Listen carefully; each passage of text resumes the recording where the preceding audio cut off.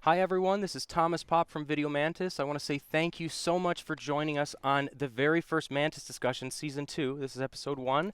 Yes. Hi guys. Hi. I am joined with Mark Ulano and Patrushkha Mierzwa that were the production sound team on the hit movie for Quentin Tarantino, Once Upon a Time in Hollywood. Hello guys, how are you today? Good morning, Thomas. Thank you so much for coming and to doing see you. this. Obviously, there's a lot of rave about this movie, but before we get into it, why don't we talk a little bit more about you guys and, you know, get a little bit more intimate. Please tell me a little bit more about yourself and how you got into sound. How I got into sound? Well, I'm into filmmaking. Yes. Is really the doorway. I'm a second-generation drummer. My father was a fairly iconic percussion presence in the drum world, based in New York for 70 years. Wrote almost 4,000 drum books, was the guy people would go to privately study with in New York. To be sight readers. His premise was that if you're literate in your passion, you will be able to survive economically. And so my early days, he never pushed me in that direction, but I studied percussion for probably 5 years and was not so passionate for it. And it overlapped with my starting to make films in high school, Super 8 movies. Won some awards, became really engrossed in that, developed a close friendship with a dear friend in high school. We started making movies together, and we ended up with a very, very significant mentor in high school, who was chairman of the art department, Titanic High School in New Jersey. I was born in New York City, and I grew up in New York and New Jersey. A fellow named Bill Riley, and he nurtured every creative impulse that anybody came in his radar emitted. So I went on to a film school, which in the early 70s, School of Visual Arts in New York City, and have been making films ever since. Patrushkha and I have produced many documentaries together. But my transition from music to filmmaking really, to me, is actually a continuity. I always approach filmmaking as a musician. I think in terms of all of us on a movie set as the members of the band or the orchestra, intensely passionate about our particular instrument and our discipline, coming into full blossom when we collaborate with other musicians to create music. And movies have a conductor known as a director and a score known as a script. And many permutations of how films can occur. So there's not really, the medium's agnostic to the specifics of a particular film intent or project. So that's my sense of how I came to sound, because it connected with music. And they still, for me, are sort of two permutations of actually the same organism. Yeah, they intertwine together to be able to help tell stories, or the dynamic of create making. passion. Yes, at the end of the day, what is a filmmaker? We're all storytellers. Yeah, that's actually one of the things that I wanted to bring up to everyone at home is I had the opportunity to work with you a long time ago. You may not remember the story, but I do. I think about it Mm. every day I go on set. And Wow. it's amazing that you brought up, it was the very first thing that you said on this podcast, and that's why I'm going to resonate it again because it speaks to my heart, is you asked me when I was working as a utility on Bones, we were filling in for Mm-hmm. Susan Morchung, Yes. and you asked me, you said, "What are you, Thomas?" And I was like, "Oh my gosh, you're asking me a very philosophical question. What am I? I'm a sound utility. I'm an engineer. I'm a sound utility technician in the union. I'm a Y7A." And you're like, "No, you're not. You're a filmmaker." And you walked away for a minute, and it was just like, mind was Mm. blown. And you took me into a different perspective of, I'm not just this worker on set. I'm not just a boom guy. I'm not just putting a microphone on somebody. There is an art form, and there is still a filmmaking process to everybody's job to make that movie. That's right. And that's one of the reasons why I love Quentin Tarantino so much, and Mm. the relationship and the work that you've done together with him, especially for this movie. We have a very evolved collaboration over many years. If I think back to the first time Quentin and I crossed paths, we met on a film in Mexico called Desperado. Robert Rodriguez was directing, and it was his first studio picture, and starring Antonio Banderas and Salma Hayek, great folks. And Quentin came in to Mexico to cameo for 3 days on a scene in a bar. Um, and we kind of got aware of each other in that moment. And Robert's next movie was a film called Dusk Till Dawn, Yeah, which has, I guess, become a cult classic at this yeah, point in it's a great time. movie. It was a hilarious journey and great fun. Quentin wrote, produced, and acted in it, and Robert directed it. George Clooney, Harvey Keitel, some great people in the movie. Danny Trejo. Juliette Lewis. Anyway, it was there that we really connected and got into conversations. In fact, there's a behind-the-scenes documentary called Full Tilt Boogie, done then, which is now, I guess it's about 22, 23 years ago, and it's on the DVD, and there are interviews with myself and Quentin, and there was this sort of, jockeying over labor management issues and other stuff. And we just kind of, in sign language, this is a sign for telepathy, so that's my second fluency, is this idea that we serve the project, that we're there as perpetual students of the medium, and we're here to tell stories. And so stories have the power to entertain, to teach, to influence thinking. It's a phenomenal method of spending the days of your life, because you feel that I do anyway, feel that it's a worthwhile endeavor. Absolutely. And so Quentin and I sort of share that sensibility, I would say. He's a perpetual student. He's encyclopedic in his knowledge of film and of music, and always impressive. And that's A. B. He's inclusive of his musicians, if you will. His people on a set are all identifiable as special persons and artists in residence, if you will. And he's a filmmaker who's comfortable in his own skin, doesn't fear the contributions of those around him. He understands we're there to contribute, not to compete. And There so you go. when you're in an environment like that, it brings out your best potential because you're invited. You're invited to the game. It doesn't mean it's easy. It doesn't mean it's simple. It doesn't mean everything isn't going to be a journey of discovery, but it does mean that the best ideas will be appreciated and included. In fact, if anybody on the crew or in front of the anybody involved on a Quentin film makes a suggestion for the scene or the shot or whatever we're doing, and Quentin uses that suggestion, $5. You get $5 that That's comes out of the awesome. pocket. Now that's a high bar. Yeah, That doesn't I happen would that frame often. that $5. No, but it's a rare beat, and sometimes there's controversy because sometimes people have the same idea at the same time. But you get the idea. It's with So humor. you rip the $5 in half and give one to each, or what? There's a loving humor involved in the appreciation of each other's commitment to excellence, and what it brings is the best players. Yeah.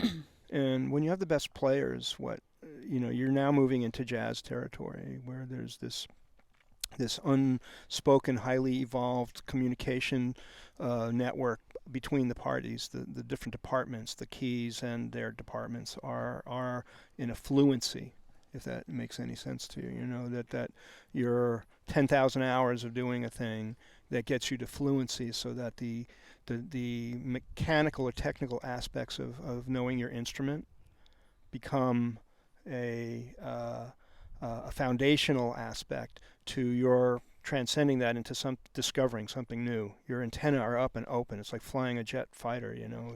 You're flying through the thing, and so you're on this fluency, this intuitive flow that can get you to places that you might not have anticipated otherwise. Amazing. Amazing. Yeah. You know, we're going to take a step off and say hello to Patrushka now. How are you? Hi, good. Yeah, so you were the sound utility technician, which is what I am in the union as well. How did you get involved in sound? How did you get involved with Mark and working on some of these amazing movies with Quentin as well? I came from theater and from the Midwest, and I won a design contest. I was in wardrobe at the time, and I won a design contest to get a scholarship at the Fashion Institute. So I came to California and did that, and they would have a bulletin board, you know, work on this fashion show, do this Beverly Hills fundraiser, that kind of thing. And so I had some working with named actors. And then there was an ad, work on a major motion picture, deferred, a word I did not know.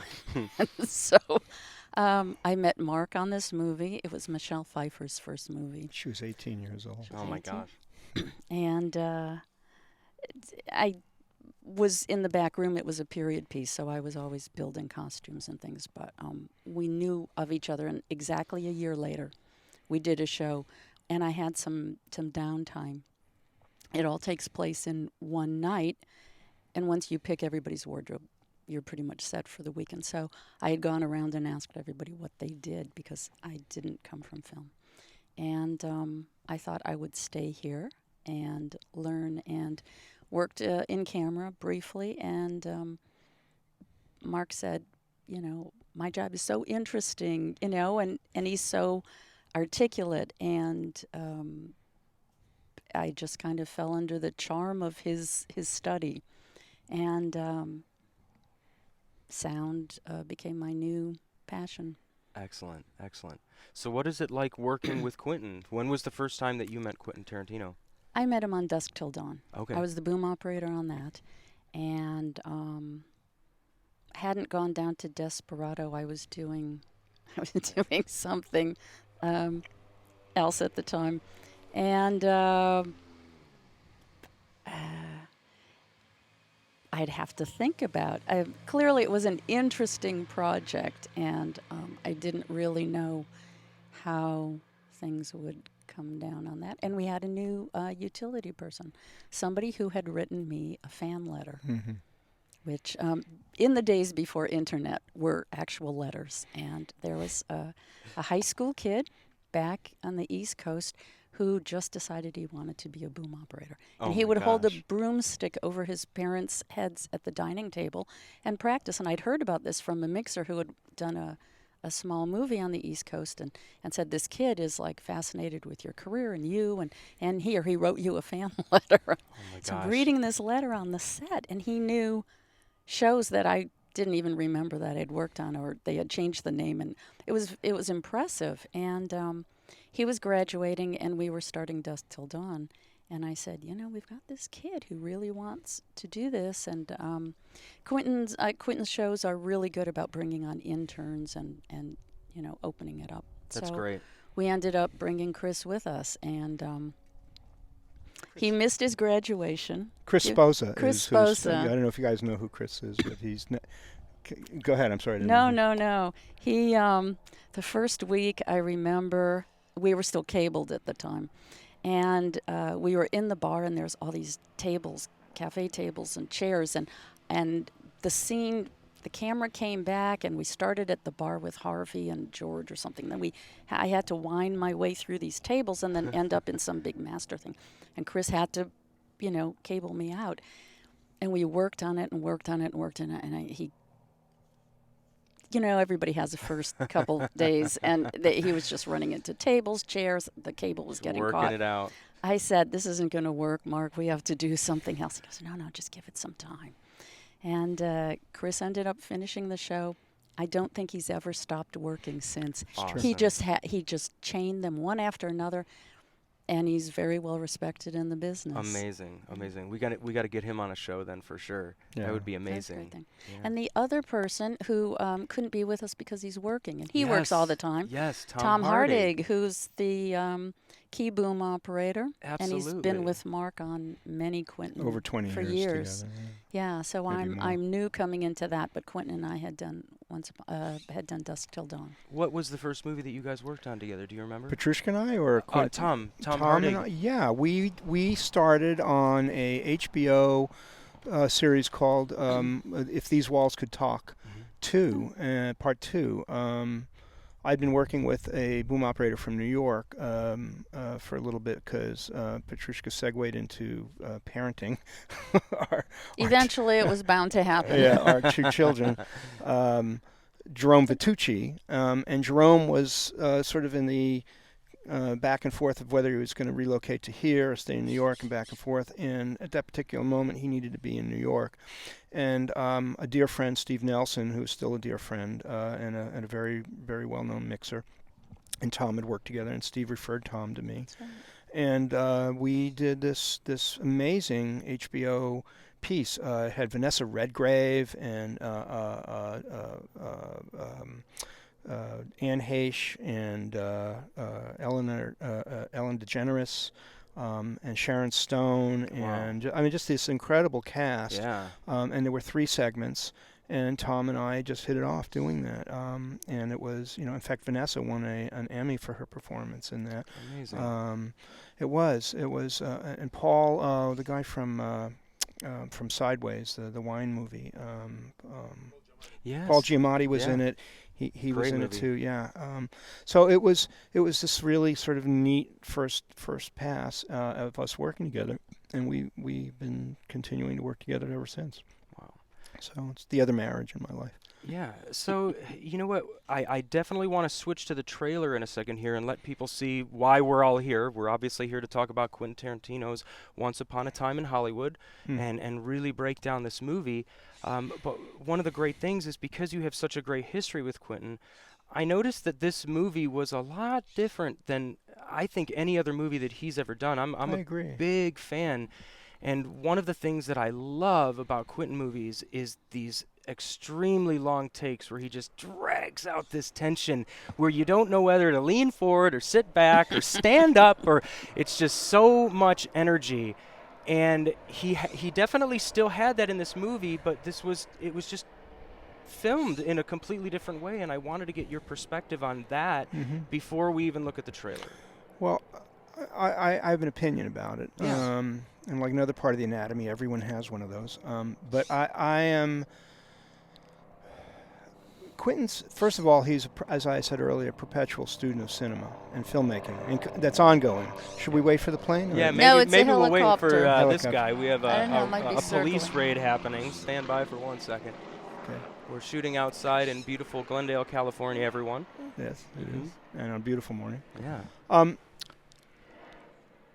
He is, not only is he patient, he's patient in terms of letting the actors contribute their part.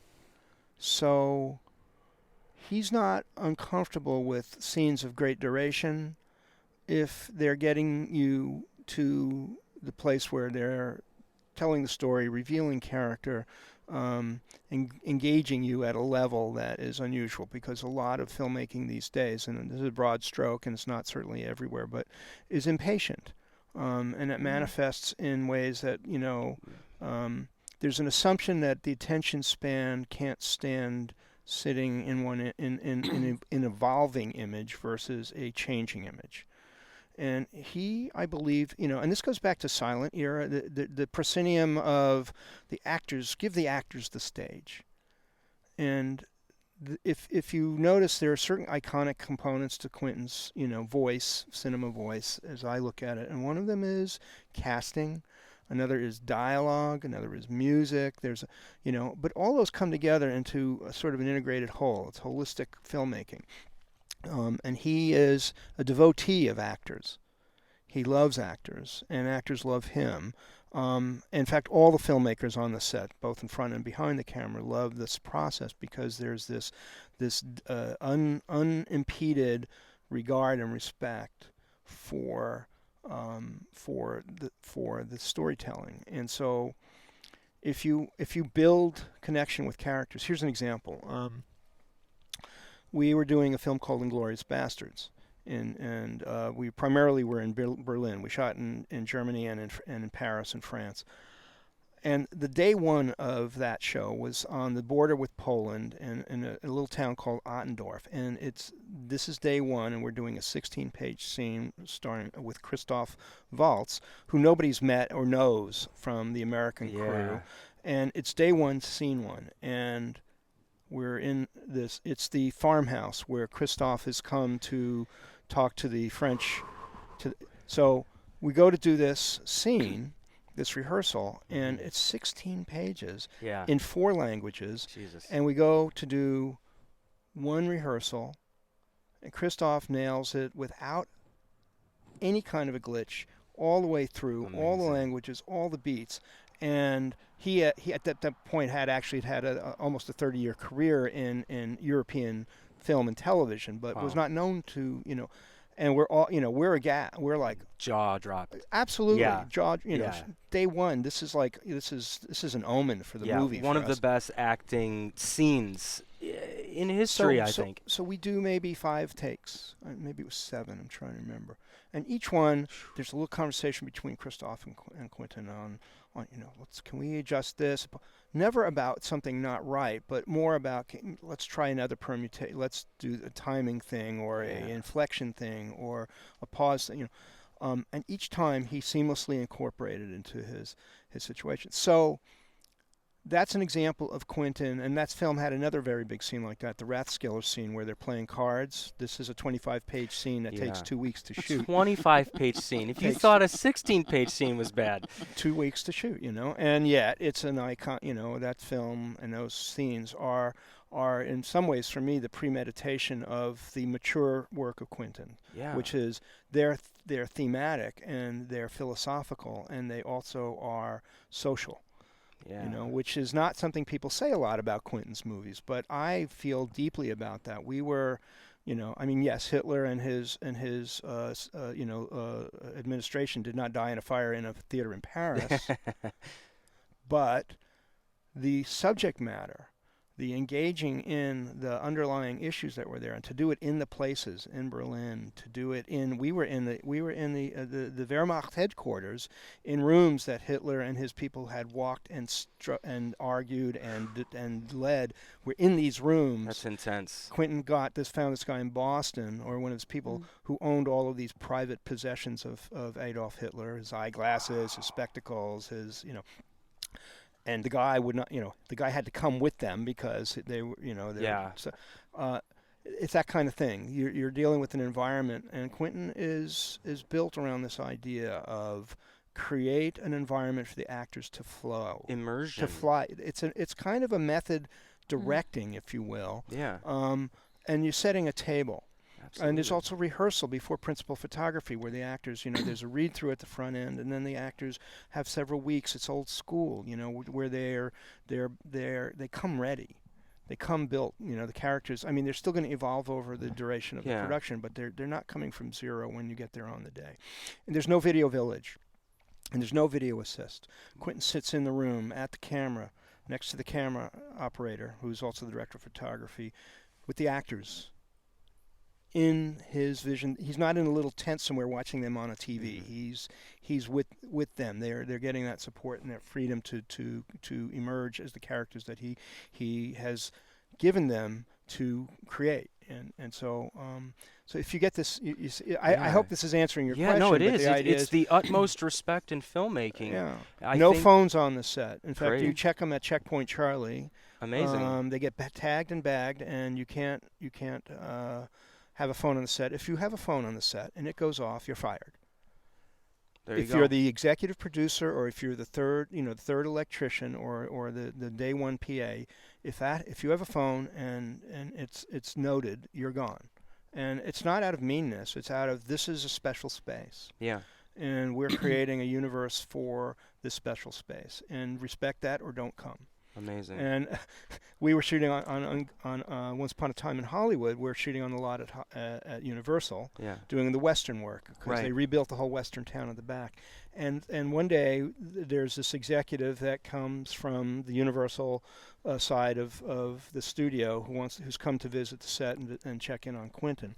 The executive comes with his assistant, and they come to Checkpoint Charlie, and they're about to go in, and they said, "Sorry, sir, you need to leave your phone here at the thing." And he said, "Really?" He said, "Yeah." And the assistant said, "Yeah, but you know who he is? He's Brian De Palma. We hear on the walkie. no. It's Brian De Palma coming on. Whisper, whisper, Yeah, whisper. it's not Brian De Palma though. But so he checks in. The woman goes that, and then he goes to go to the set, and one of the younger PAs says, "Sorry, sir, this is a closed set. You can't come in the set." And he said, "I understand." And then that went out on the radio. It's Brian De Palma. Well, it was Steven Spielberg, and Steven came on this. Oh my Finally came on the goodness. set, and they spent about 30 minutes hanging and talking and sharing, and there's a collegiality there. And as Steven's leaving, he goes back to get his phone with his assistant, and he said, "I want you to take a picture of this. I want to note this is a really cool thing. I want this on my set from now on." And I talked to Steven about, because he was at the CAS Awards this past February as our filmmaker recipient, and he was still very high on that. He was like, that was a really cool thing. I appreciate that. So Quentin is influential in ways that are forward and backward motion. He plays to his own mindset on things. He listens to his own voice and is comfortable in that regard. And so the duration of scenes, it's not about some preformed idea. It's what's right for this. Yeah. Let's figure out what works, what is working here, and be open to discovery, but come prepared with the game plan. Absolutely. Those two together. And what I think we're seeing here in this film, for me, the new film, is in some ways his most mature piece of work, because I see an enormous amount of love and sweetness and generosity. And actually, if I were to give this a thematic description, I would say it's about acceptance and gratitude. The relationship between the two lead characters, the inclusion of the Sharon Tate character, how she's sort of this sort of the spatial representation of that time. There's just a lot of love in the movie. And Absolutely. not everybody gets that. I know Yeah. there's some back and forth, what's the ending about and all the rest of that, But to me, it's a very coherent piece of work. It's really sort of, in some ways, I think it will grow in stature as time has. As has some of, I think Jackie Brown is another one of those films. Very Right. courageous film. It's this movie it's his first movie after Pulp Fiction. Right. And, when you're riding high and the studios are like, okay, the second movie's the one that really, solidifies your career with Sets funding, you off. right? Yeah. But this is a love story between two middle-aged, fringe of society, interracial couple dealing with, it's just so, and the film over time, for me, has grown in its significance, because it really, these movies are really sort of, they're more than the way people experience, the iconic kabuki violence and all the other. There's more depth in the work as you go further down the road in terms of time. And in this one, I think it's the only movie I've said to people, see it twice. Yeah. I don't usually say that. I say, Yeah. Especially in the theater. You need to see it in the theater. See it twice. Why? Not to pump, box office sales, because the first one sets you up for the second viewing. It's a weird thing, but it's really kind of great. So. Yeah, because especially even with Quentin and his storytelling, without giving it away, you think something's going to happen, and he's bringing you here, and then he does, so it's such great storytelling. If there's one, he's always said, my movies have to entertain. Yes. It's an obligation. It's a responsibility. I can't just be, satisfying, a historic event or yeah, or it's not about technique. It's not about flash. It's about they have to pay off. They have to entertain. And so when things happen in his movies, they've been set up and they pay off. For example, we go into the storage room and it's just the slightest little touchdown of the flamethrower, just a dink, yeah. But it's a payoff, It's come from the show. It's sitting there. What's that doing there? And then later at the end of the third act, and there's dozens of things like that throughout the movie. You can relate to the movie if you're from that time, but like Austin Powers, you can relate to the movie if you have none of those references as well. So it's he's a unique voice. He doesn't imitate. He will homage and reference to hundreds of other people's work, but it's never an imitation. It's always, it's a reference. It's like musical reference. Yeah, absolutely. Well, I tell you what, without further ado, why don't we watch the trailer for the movie and just kind of get everybody into the mood. So here's the trailer for I'm Rick Dalton. It's my pleasure, Mr. Schwartz. Call me Marvin. Put it there. That your son? No, it's my stunt double, Cliff Booth. Last night, we watched a Rick Dalton double feature. All the shooting. I love that stuff, the killing. A lot of killing. Anybody order fried sauerkraut? From you Nazi bastards!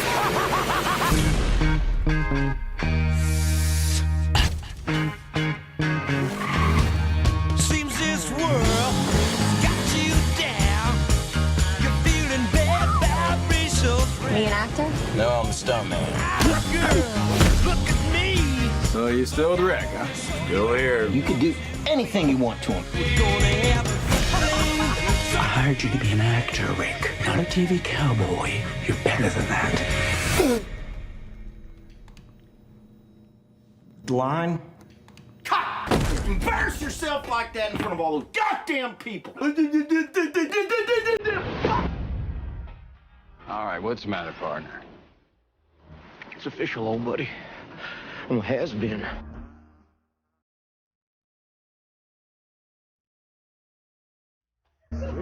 Here I am, flat on my ass. And who I got living next door to me?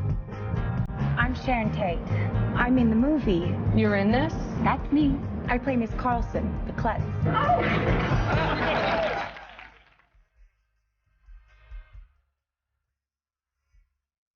Charlie's gonna dig you.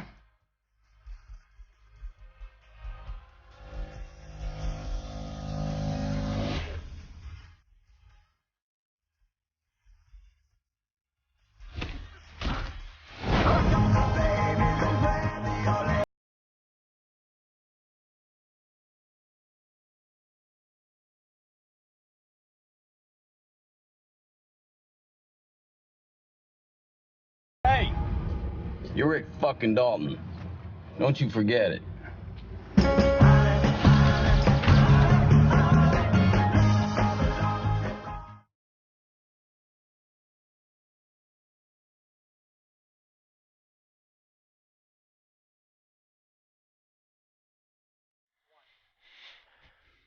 So hopefully you've seen the movie. If not, that was a trailer, and we're back with Mark Ulano and Patrushkha Mierzwa, and we're here to start talking about the movie and breaking it down. One thing is you guys are obviously here live with us. If you guys have any questions that you would like to ask personally, please let us know. We have Paul Buscemi and Blas Kisic behind the cameras that are helping. They're fielding questions and so forth. So we're happy to answer your questions too. Please get them in. And we also had some questions that were being fielded throughout the week that we're going to be asking as well.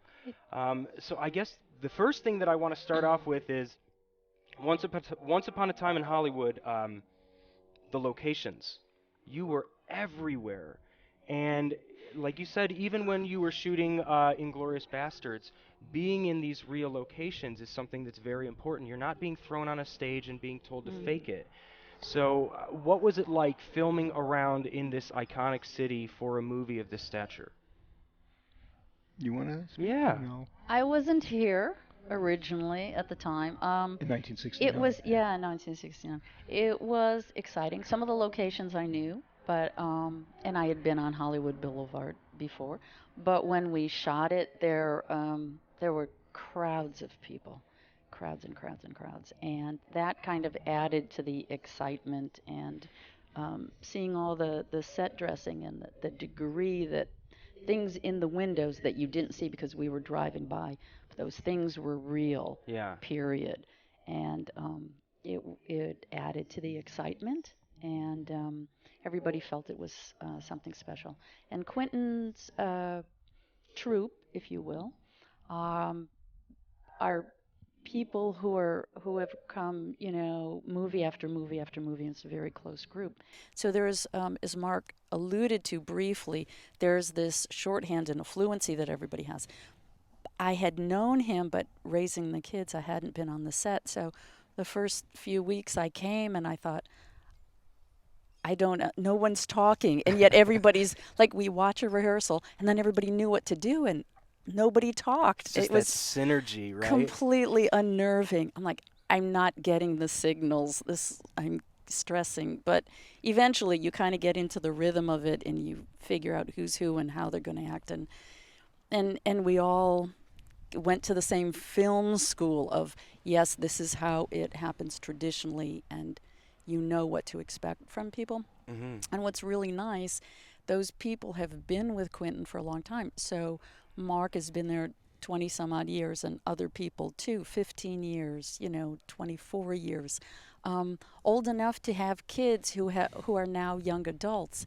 And a lot of the PAs who were handling crowd control were the kids of the filmmakers. So it was this amazing. It was almost like a family reunion. It's literally a family. It was family. Oh, that's amazing. And our daughter worked crowd control, and Quentin looked around and he saw the family, and it was a very nice atmosphere. And that's got to just feel so awesome because he built that family. He helped amazing. to just make it means a lot. Yeah. Gosh. Yeah. So putting all that together along with the cars and the hoopla was very exciting. Yeah. How challenging were all of the locations and the deals? Because, I mean, you're all over the place and you're up in the hills everywhere. Let me speak to that a little bit. Yeah, please. He has a very grounded fundamental preparation process. Mm-hmm. He is inclusive of all the keys who are inside that, what I call the circle of trust. We're all we're all sort of invited and obliged to anticipate on a creative level, not just a logistical level. For example, I'll be brought on 2 or 3 weeks, or maybe I was asked to do this film 15 months in advance of principal photography. Wow. 15 months. And that's not with him. It's usually 8 to 12 months. I'm going to get a phone call from his producer and say, usually we're the last night. Oh man, we forgot sound. It's really not. I mean, I work with a lot of different. I work with a lot of different people in the business, and so there are a few that are like that, but not as premeditated as he is. And so there will be a very substantive tech scout, for example, in this preparation process. What do I mean by substantive? On Django Unchained, we were scouting in Louisiana 8-10 weeks before principal photography, and we would go to each and every place, and there'd be a conversation about where the blocking may take place. We're probably going to be looking this way, we're going to do that, and then you would come back, 8-10 weeks later, and you're in that location, and 80-90% of that conversation was valid, was really substantive information. So at the same time, he is incredibly able to throw curveballs at you at the very last second, with no sense of like the impossibility of that thing. And that's great because you come back with, all right, how, what's that's the beauty of filmmaking. What's the solution here? On Kill Bill, we're shooting the scene where the bride is got her motorcycle helmet on and she's just jumping off the amputated assistant to Lucy Liu's character, and 5 minutes before we're rolling, he comes to me and says, can we Can we, give her some kind of an electronic sound coming out of her helmet so that there's this weird thing. It's like something you would normally do later. Yeah. Okay. Not later. It happens in real time. Not later. You are in it. Yeah. It's been said about Quentin, and this is not about ego and self-aggrandization. He does not do ADR. He does not replace dialogue. And it's not about the sound. It's about performance. He's very passionate about the performance that occurs and that works for him in that moment is what he wants in the movie, and is disciplined about that in a very dogmatic way. And so when that kind of question or idea comes, you have to not just think, how do we get it to sort of be a possibility in this moment, but this is highly probable being in the movie. So, you need to sort of go to that next level of, how do we make that work? People are going to hear this. Yeah. And for me, the threshold is always, and I may have said this in other discussions, connection with the characters. Yes. The threshold is if we break that connection, if there's some intrusion into the relationship between the audience and the characters, now we have to be concerned. But if we're in a, my intent is to keep the characters believed, and that we see the magic of a movie and we believe in the character, the journey they're on, and the environment in which they have that journey. So L.A. is a character in this movie, and your question is these locations, and how do we deal with that? How do you pay homage to it? You absorb, you psych your brain into a sense of the locations as character is really the best way I can describe that.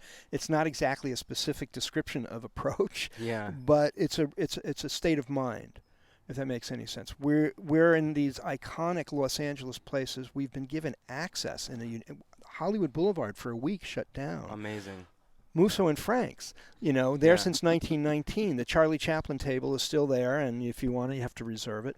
We're inside Musso and Frank's for a week, with Leo and Brad Pitt and Al Pacino and so on. And so what do we do to respect that environment? We're going to be on Burbank Boulevard or on the 170, shutting down the freeway, doing dialogue at 70 miles an hour with windows open, right?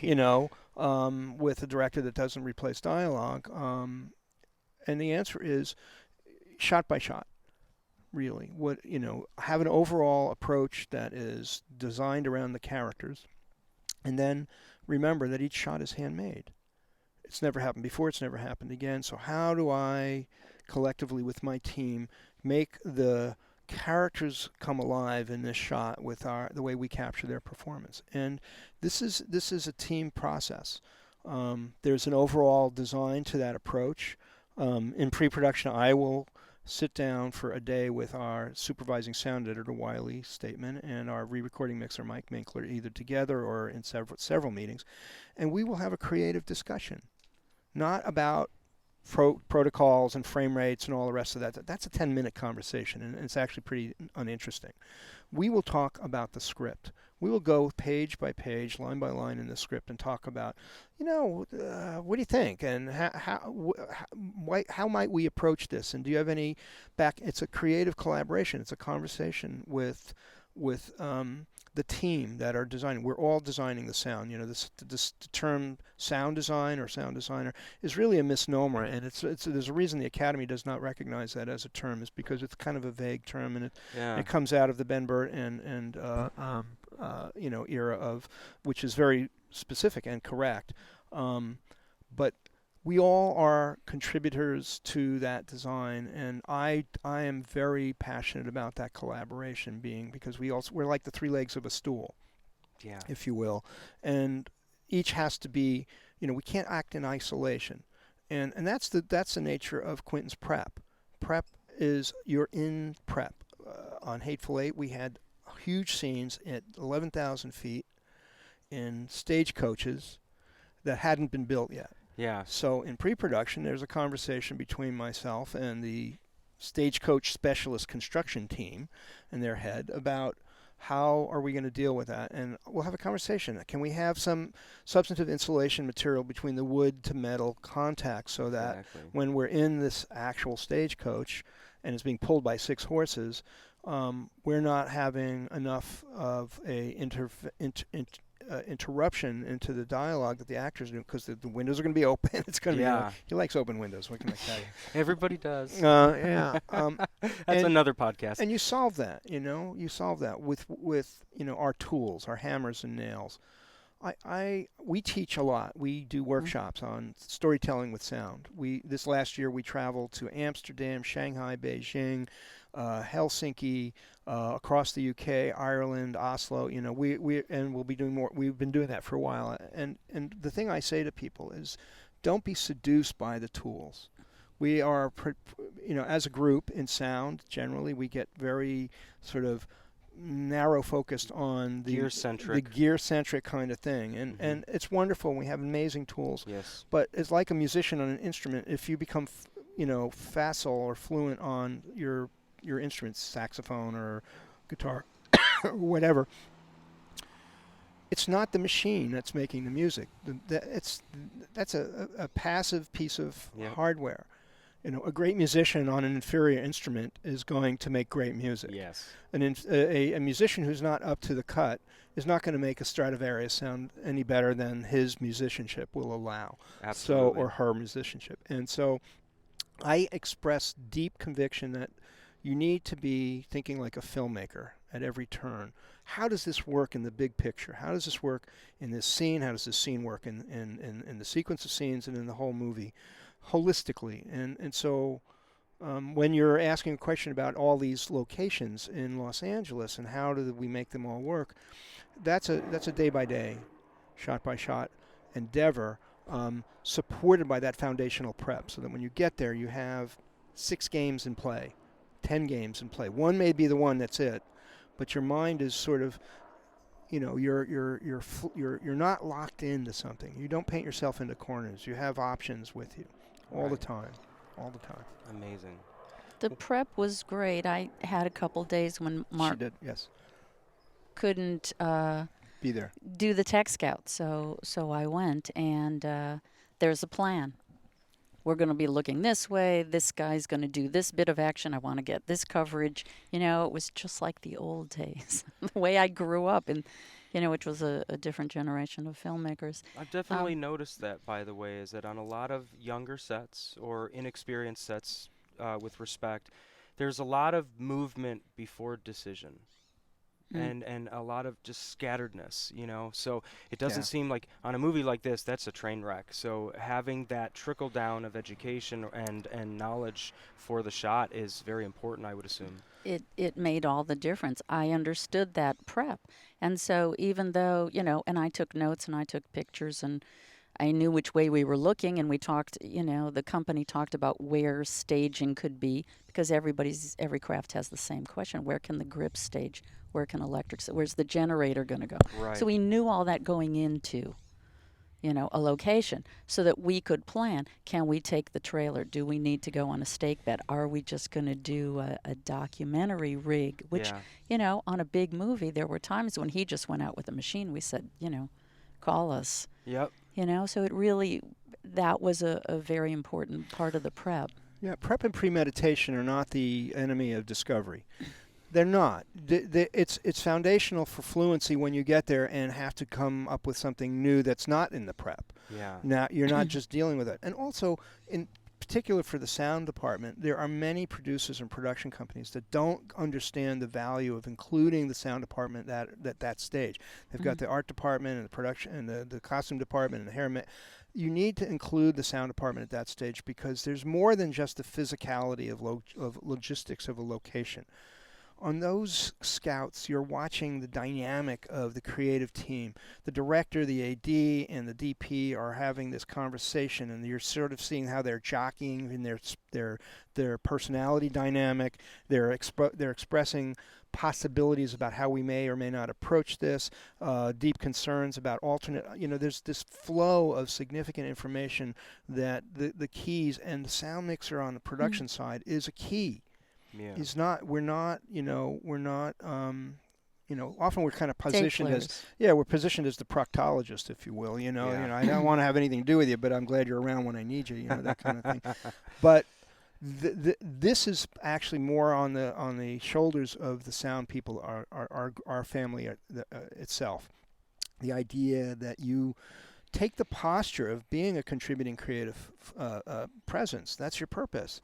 And you may have many filmmakers who have no exposure to that in their journey coming to the position of authority. It doesn't mean you have to be adversarial to their lack of comprehension that you're coming from that place. Be that way. And in the being of that way, you are communicating the value of being that way.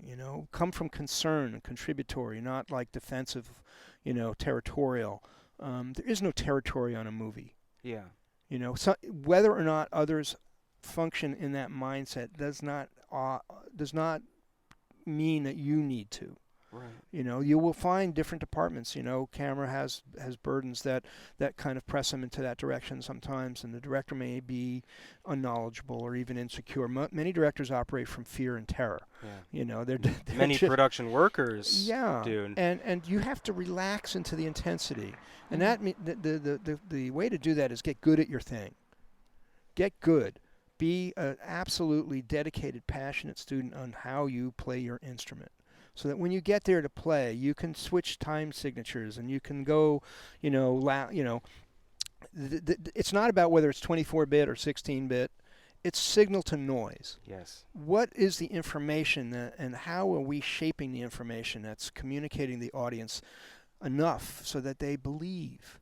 You want people to believe, and that's your job as a storyteller, is to get them engrossed into the story. And so when you have a director that supports that, that's fabulous. If you have a director that's oblivious to that, don't cordon yourself off into an island, and think in terms of you're under siege. Build the necessary steps and relationships so that you're experienced as a collaborator the way the other keys are. I'll never talk about technology with the director. Yeah. I'm talking with him about, where are we in this scene? How do you feel about this? These are some options to emphasize this part of the character versus this. I will bring challenges to a director and say, you're at risk here. Why? Because we are breaking connection with the character, and here's why. And a director is always in this tough spot of competing elements. Yeah, for sure. This lives so that this dies so that this can live. And you never want to be personified as the element. You want to be the person that's bringing the information to the director so that he or she can make a decision about priorities and hopefully have solutions that don't have to kill one or the other, but that can cause them to come together. And so you need to know not just what your tools are, you need to know everyone else's tools. You need to know lenses. You need to know, be literate about movies. The best advice I can give to people coming to this work is see as many films as you can. Not just films that are in release now, films from 10 years ago, from 20 years ago. Learn from 50 years ago, from, now 100 years ago. See the body of work that's in the world, in the medium in which you're operating. As a musician would learn repertoire from many different sources.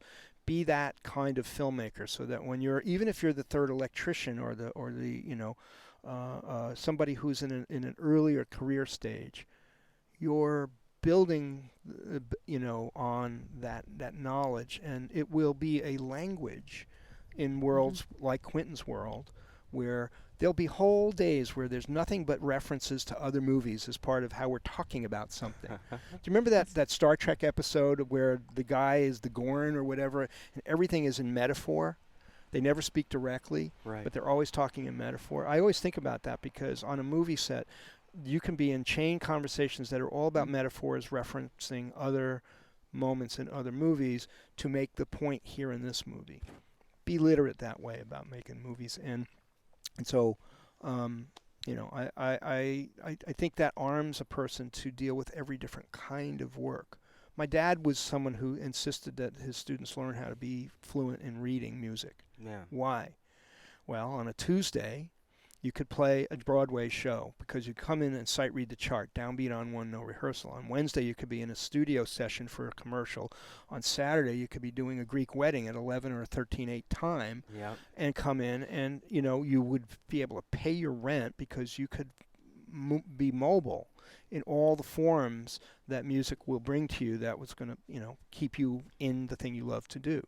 Movies are like that. You need to know what everyone else does and how they do it. No wardrobe, no art department, no props, so that you can be in a conversation collaboratively, not adversarially, about what works so that soft ice cubes, hard ice cubes, heel tips on spiked heels. Silk versus poly materials and shirts and ties and. Building things in, and every bit of unrelated knowledge is related.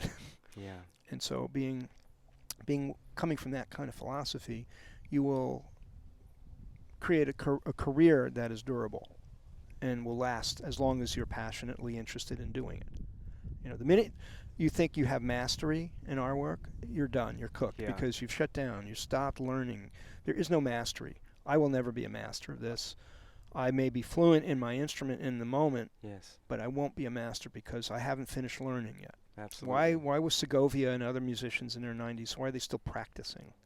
They want to get better. They want to stay relevant. They want to be engaged, We have 2 movies coming out, and I've been doing this for 40 years. We've got 2 movies that I'm really proud of coming out because I had the incredibly good fortune of being invited to come play with other film. That comes out of that sense of set your ego at the door.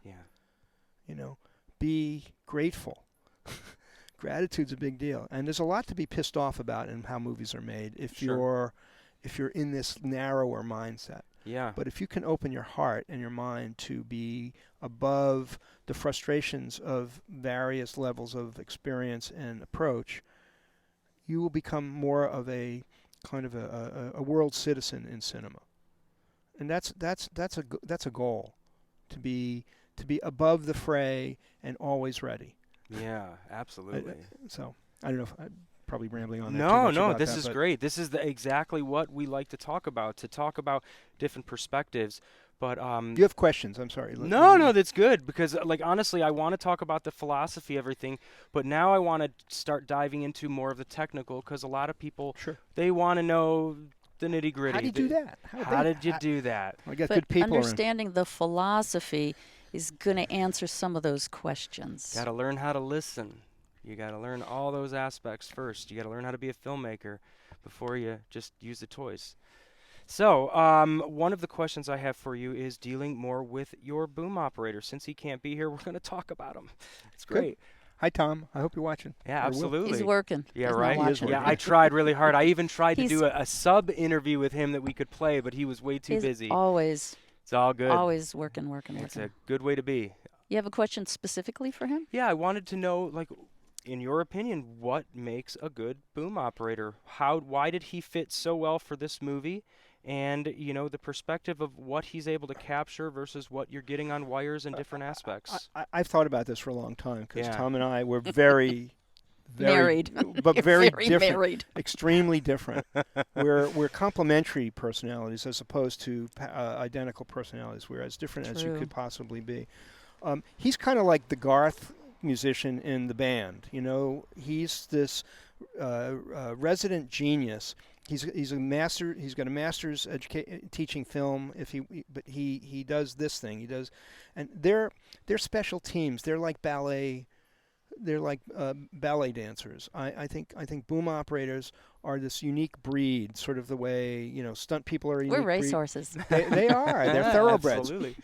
And Tom in particular is this deep, lifelong, passionate interest in a variety of he's a Renaissance man. So if you're going on location, he will know every superb restaurant and music venue, and before you've ever even got there. It's like he shoots emails of these things, and he gives you such an itinerary but most importantly, on the set, he is an absolute sort of samurai Zen warrior, coming to the room and reading the river moment to moment, and never asking for more or giving up more at the same time, opposite sides of that same coin, than is appropriate. He takes the posture of responsibility.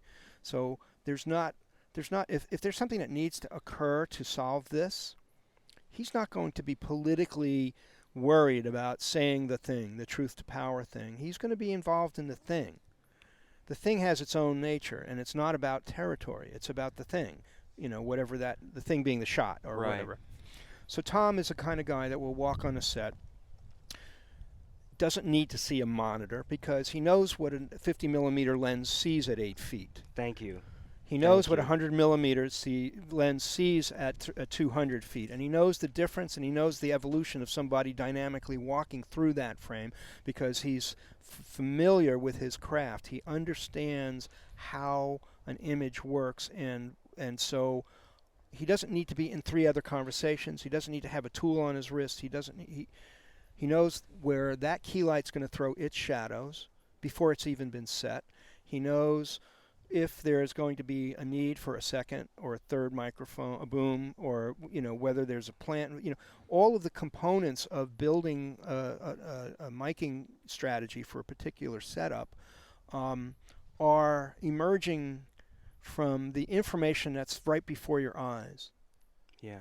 And that's a key thing that is so hard to teach, but is at the center of becoming superb at your work. And boom operating is filmmaking at its highest level.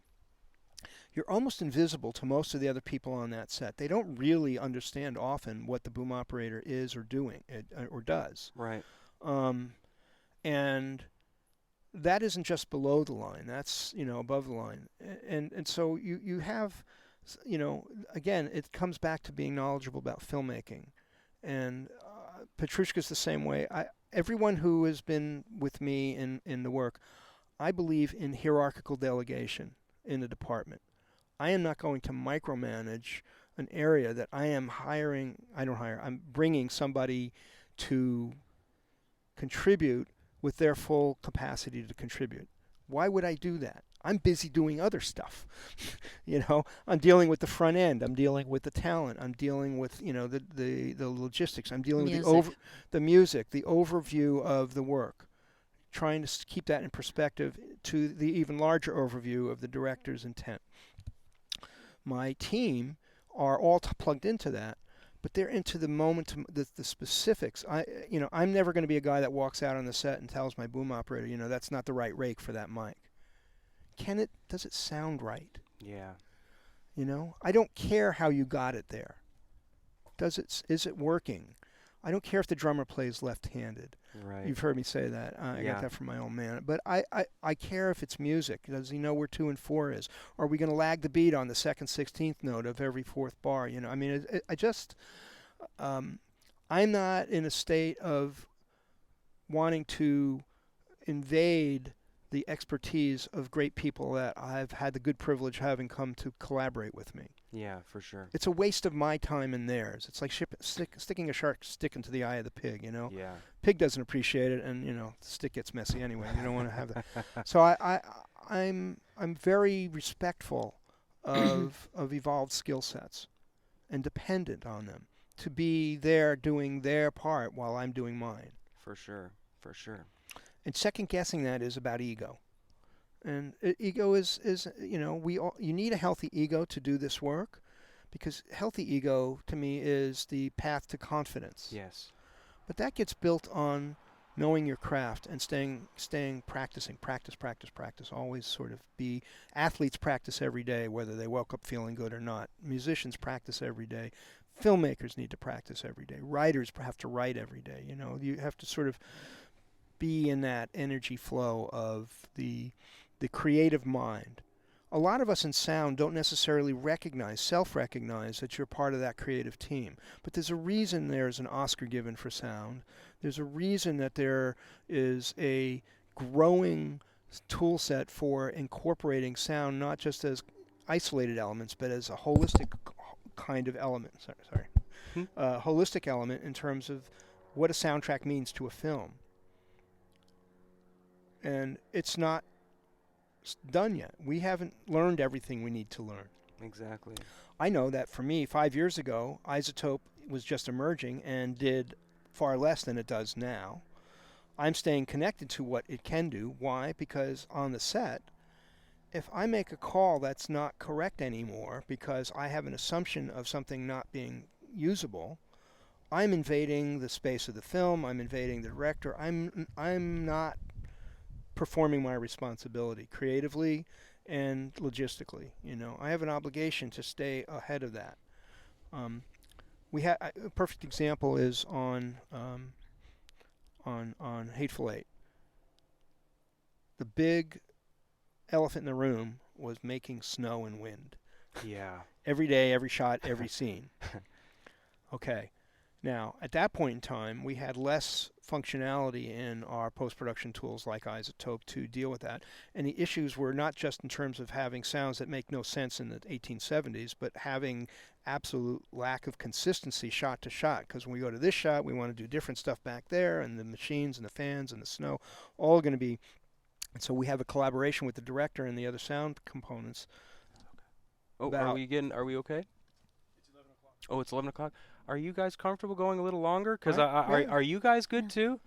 Yeah, if you guys are good, we'd love to keep going. Yeah. So, Keep it going. I'm kind of dominating the conversation. no, so it's great, and I don't want to It's interrupt. all good stuff. Yeah, Yeah. it's, this is So- what we want to hear on Mantis Discussion. So in that situation, how do we deal with that? So in pre-production, we're going to be in a conversation about how we're going to make snow all the time and how big a deal is it.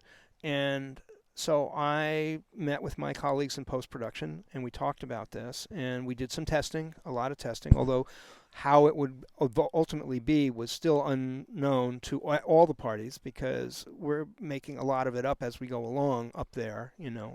Every day was minus 20 and the dark, and Yeah. how do you just keep shit working? Pretty much. And yourself working because you're now in an altitude situation, so you have to adapt. Your body has Breathing is harder. Yep. Everything's different. Canned air. Yep. Canned oxygen. Yeah, that's right. Crazy. Was it crazy? So we made a deal with each other to be in this conversation, and we spoke with Quentin and said, "Listen, because of the variables here and the inconsistency that's intrinsic in the different ways you need to do this, we're recommending that you do a no-fan take on on all the significant setups." Well, this is a big thing to ask of a director. I've got it, I like it, but we do a protection take. And he did. He got very disciplined about that. And so Wow. we did protection takes. And would that be an essential or not an essential? Is it like a photographed wild line? No, they were serious takes. They were always with full thing, but they did less of that. Well, in post-production, they went to Isotope 6. Yeah. And so they were able to do things that they couldn't necessarily do as subtly with earlier incarnation of that. And so Quentin came out of that experience in post-production saying, you guys, all of the original sound and all the takes was fabulous. It was, you put me through, and we're all like, yeah, but, and it's in good faith and it's in good humor. But it's the kind of thing that I'm talking about. Yeah. Staying abreast of the tools that are going to be significant in affecting the capturing of character and performance, and also the logistics of time. On a $200 or $300 million movie, it's $2,500 a minute Absolutely. to operate. Yeah. Which enters into other issues, staffing issues. Why do we save money on somebody whose 3 minutes of that person's time is his whole week's salary? Yeah. To not have him there to save the 3 minutes of production time that is so precious and expensive. So For sure. different conversation for a different time. So, Paul, I know that you said that we had a listener question. Is that right? A little cool. while ago. Maybe yeah, we can find that. Yeah, absolutely. We have a question from Yerbol Kudabayev. He had two questions. One of them was, how do we get to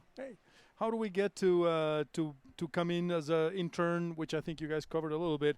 The other one is more of a nuts and bolts questions, and it's about frequencies in a crowded environment like Los Angeles and Hollywood, and just generally dealing with the traffic and everything. can I respond to both, or do you want to? No, okay. Intern, you can take.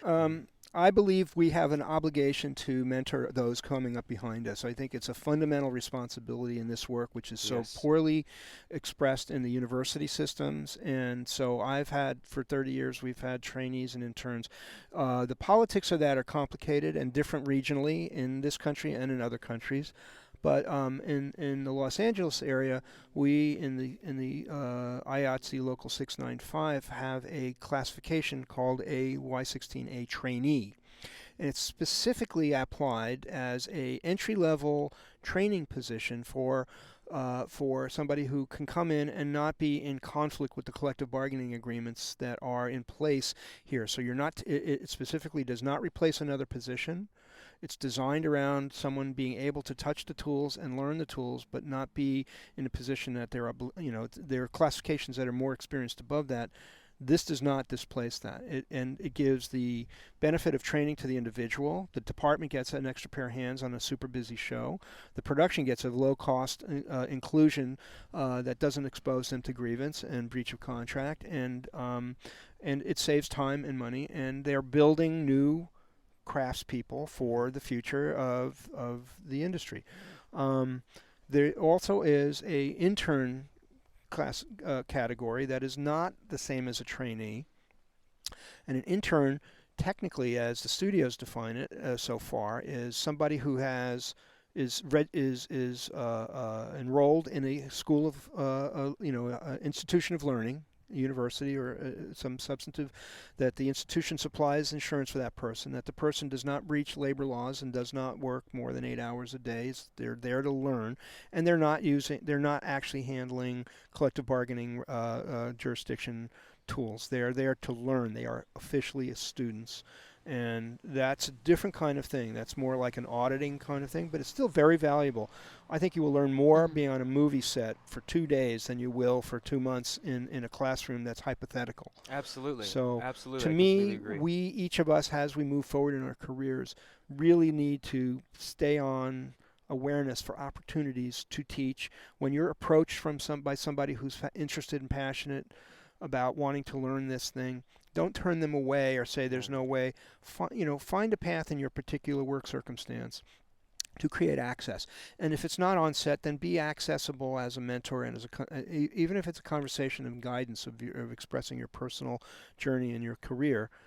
You're paying back the thing that has fed you and your family in ways that I think are important. I think it's important. It's always seemed like to me it's been one of the most and you get a reward out of that. Absolutely do. There's enlightened self-interest in that. Not only friendships emerge from that, but you're passing along all this esoteric knowledge that you've acquired over time to in a useful fashion. It has a place beyond just you surviving in your gig, And not everyone's built that way, but to me, it's a great. I think it's a great thing.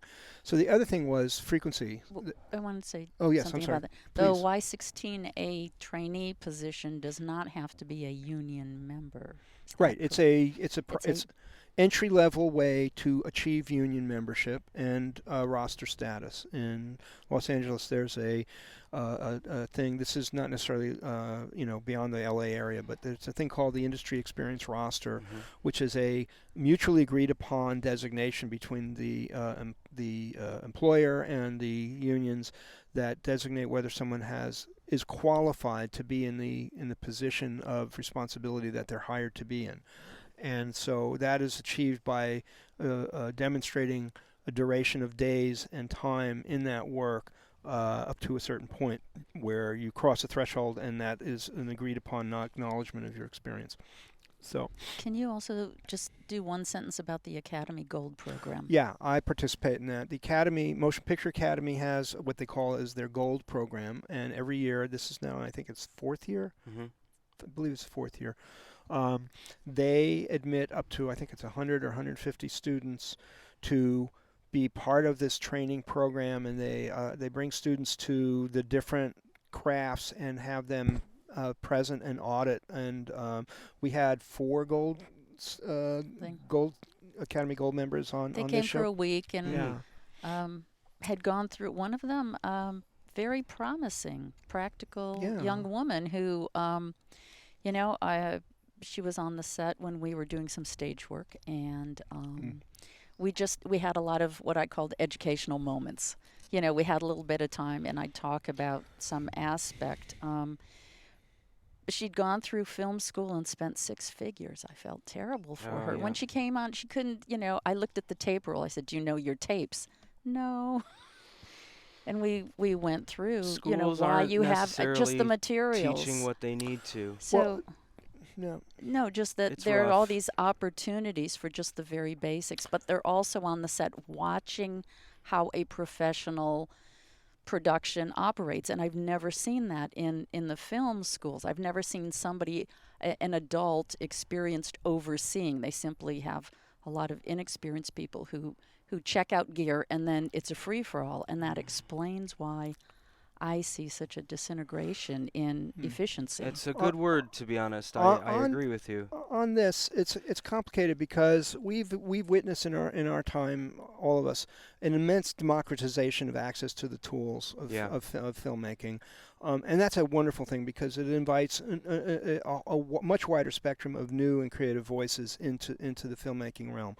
There's a complicated, and I will say a downside in that traditional paths of achieving skill sets at higher and higher levels are now in a very kind of disruptive state. Yes, they are. There was a time, you know, I've been on sets where, you know, this is in different crafts, but I'll just point this out, where there have been camera assistants who are in full charge of their responsibility in that, who come on set and they're not necessarily really solid on the field size of lenses. Remember I was mentioning Tom, Right. you know, he knows what a 50mm lens sees at 8 feet. The slate can only go in one place. If you know the focal length, Yeah, you know. you know what the camera's aimed Look at. up where the boom is. You know, Stand underneath it. You know, and yet. So, and that's just a sort of a more, you know, blunt example. But there's a lot of that where there's this empirical knowledge that comes from day in, day out witnessing on the set. People of advanced skill level, as you are learning your skill level, that will teach you things that will not be intuitive, that you will be surprised are possible.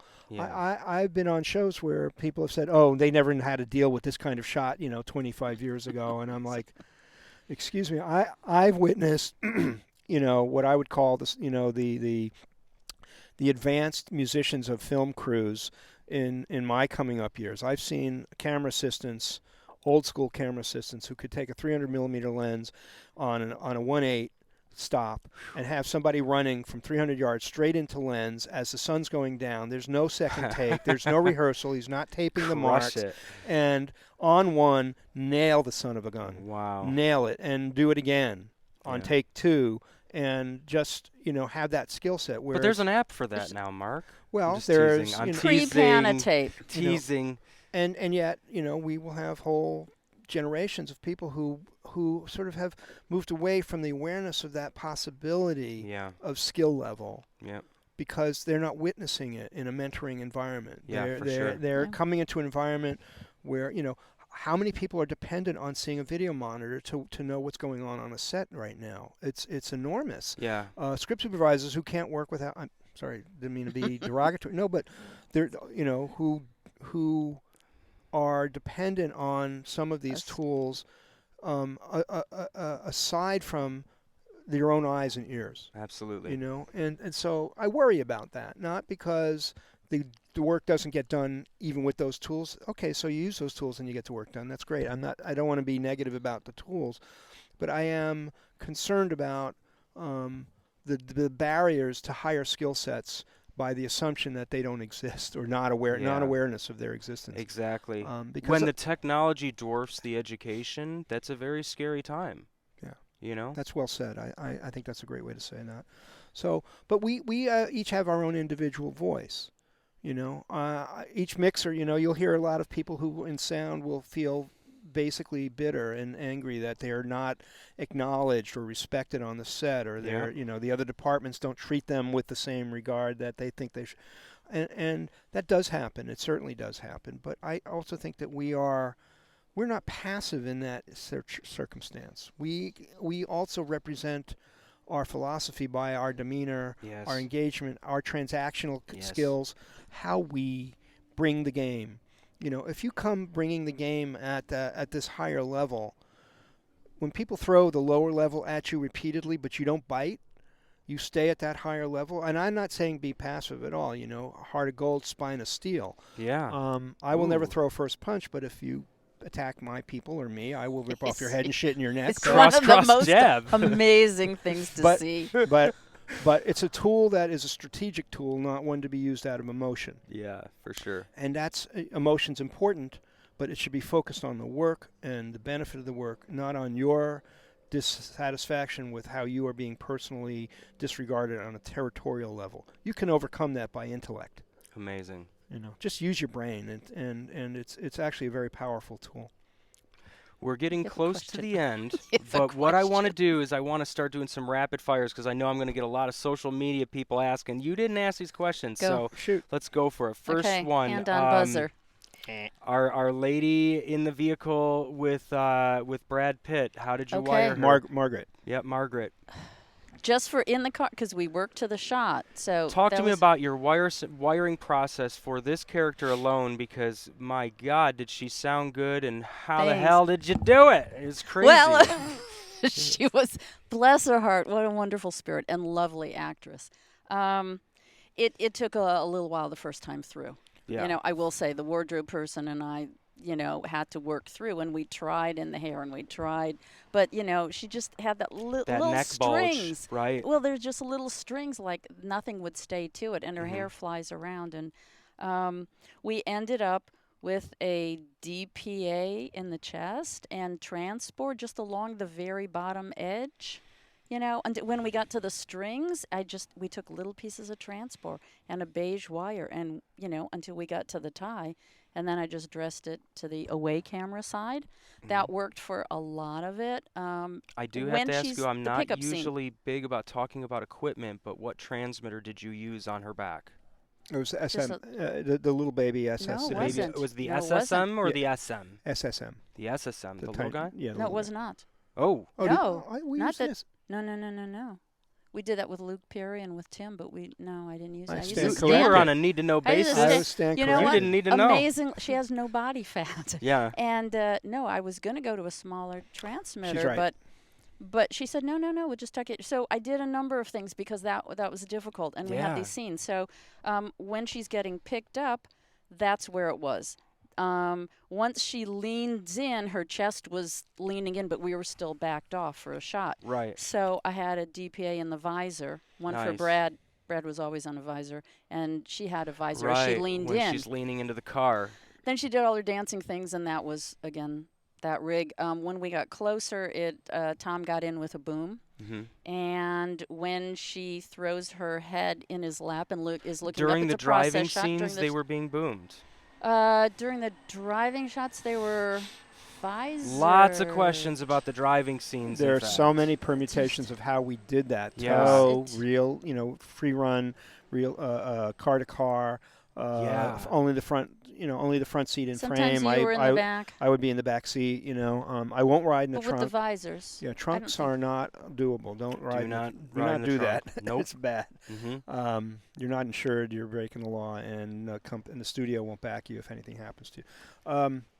Okay, so there was a shot with Margaret, which I don't know that it made it the movie, but the camera, when they first get to Spahn Ranch and they get out of the car, we're backed off, or we did some dolly tracking thing where she gets out of the car and she does almost a 360, right? And then they keep walking, and she had talked, and so I couldn't do that rig. What I ended up doing could be a first. She had short Daisy Dukes, little blue jean thing. Transmitter in the front, which worked for her, and I put the head between right behind the snap of the blue jeans. You know how everybody's the very corner of your jeans tends to curl out, and I tucked a DPA sideways. That's what you had to do. I will say that I have done that kind of rig in the past. I call it the Speedo rig. You know, it's. You never told me while I'm doing the shot. Well, we thanks. weren't. Well, I didn't want to interfere with your brilliance. Well, so I made it up and it worked. But you can actually do a. You know, if all the planets are in alignment, you can do a mic placement at the waist. Absolutely, and it it'll sounded work. brilliant. I had to do it one time on a commercial. We had the actor on a roller coaster. So I had one here for going up and one here for going down because the wind didn't hit it and it got the screams and they were like, "How did you do it?"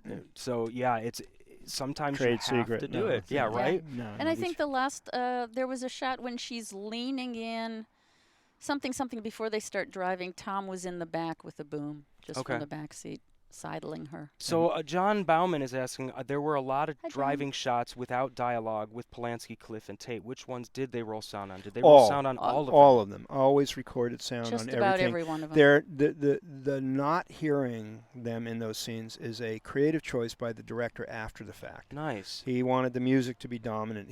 He placed them as this sort of ethereal presence throughout the movie, and so that was, you know, there's definitely dialogue there, but it's not in the movie. It's not always used, but we were there, and it was a very noisy motor. If something is moving in frame, is usually my threshold. I will roll on everything that has some kind. You know, I almost never do a mute shot. Yeah. You know, minus optical signal, MOS. I won't normally do that because you can always not use something. Yeah. But things occur unexpectedly that may be cool. Absolutely. You know? Yeah. And capture the nuances. Yeah, I never want to lose the cool. But what's the downside? I'm there for the whole day. We don't charge piecework. We want to. You know, exactly. You know, it's not sound by the pound. So what about how loud was the Manson family car that brings Rick Dalton out to the street? The entire show, we had almost every day 50 to 70 period vehicles, and I spent probably a week with our picture car coordinators. Great team, by the way, Lawrence and Steve. Leonard. Leonard and Steve. I went down to their shop and we listened to all the key hero cars. You know, the Porsche, the MG, the Carmen Ghia. There were two of those. Wow. And worked towards having maximum, efficiency in terms of their quiet possibilities, which is very variable, but to maximize that, and also making sure we had spark plug suppression and other things that would be, because some of those period cars do not have spark plug suppression, and that can be very problematic with any wireless transmission. Yeah. And that's new to me. me. They were real cars. Yeah. We work in a real environment. It's all real. So that was a collaboration again, a pre-production collaboration. But that car was supposed to be funky. Yeah. And it was funky. It was funky. It was awesome. And what you hear is what it was. Now there's more added after. Wiley and his team really, are superb at all the subtleties. If you see it a second time in a good exhibition theater, you'll hear all these little bits, all this kind of, environmental directionality that's really under the radar, but build a sort of a texture. But that car was really what you hear and what you see is kind of the car. Amazing. Yeah.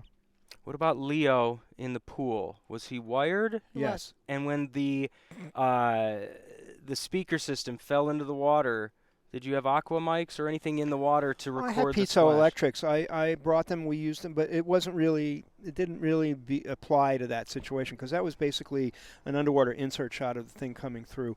An interesting piece about Leo and his rehearsal tapes, that's real. We recorded simultaneously with that recorder all of that rehearsal material on 3-inch practical recording. Everything. And Leo was playing back. Often as not to himself.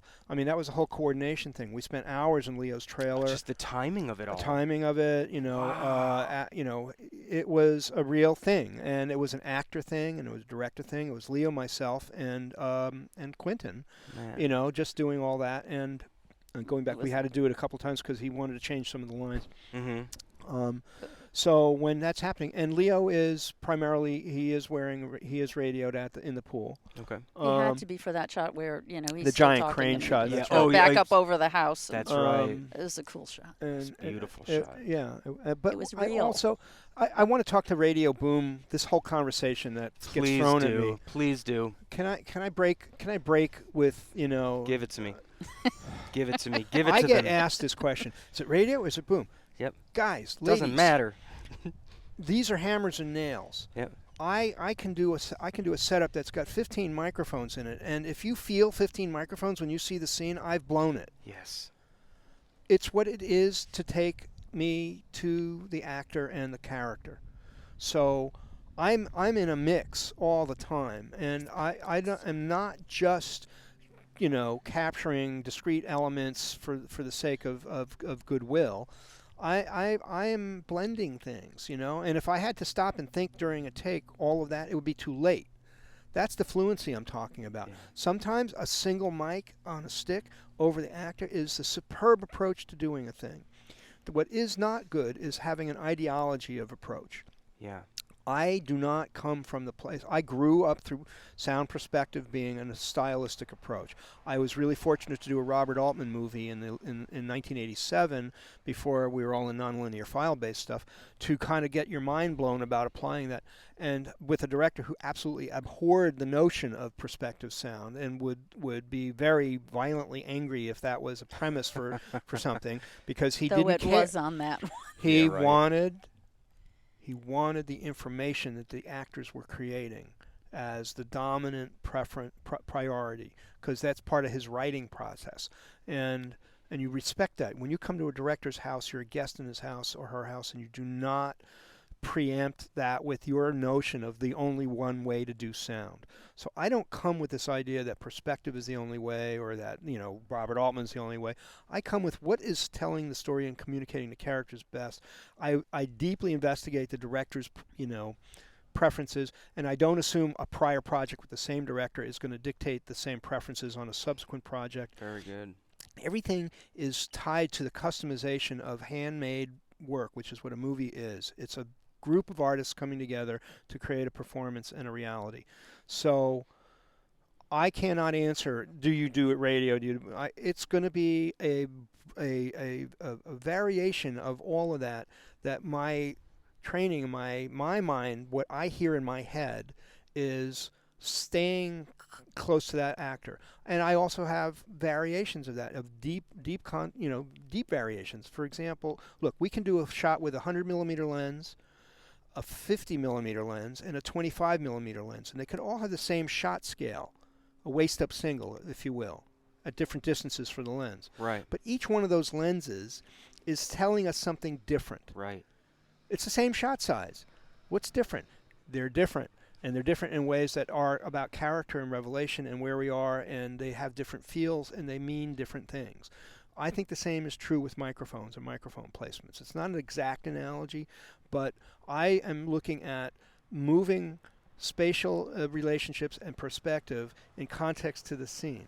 Somebody's whimpering in a giant gymnasium across the way in a huge 14 millimeter shot on the floor, and we hear this reverberant, sobbing from across the thing. I'm not going to do the miking here. I was just going to say, it's not going to be 20 feet closer. Why? It's perspective. No, but it's also about the character is now small and isolated and shrunken, and we want to emphasize that. Not beyond the level that's necessary, but exactly proportionate to the level that's necessary. So that's what's guiding my brain when I'm looking at mic placement and all the rest of that. So to me, they're all microphones. Yeah, absolutely. They're all tools. This can be destructive if it's the wrong thing for that moment, but if it also can be incredibly valuable. It's almost like first person.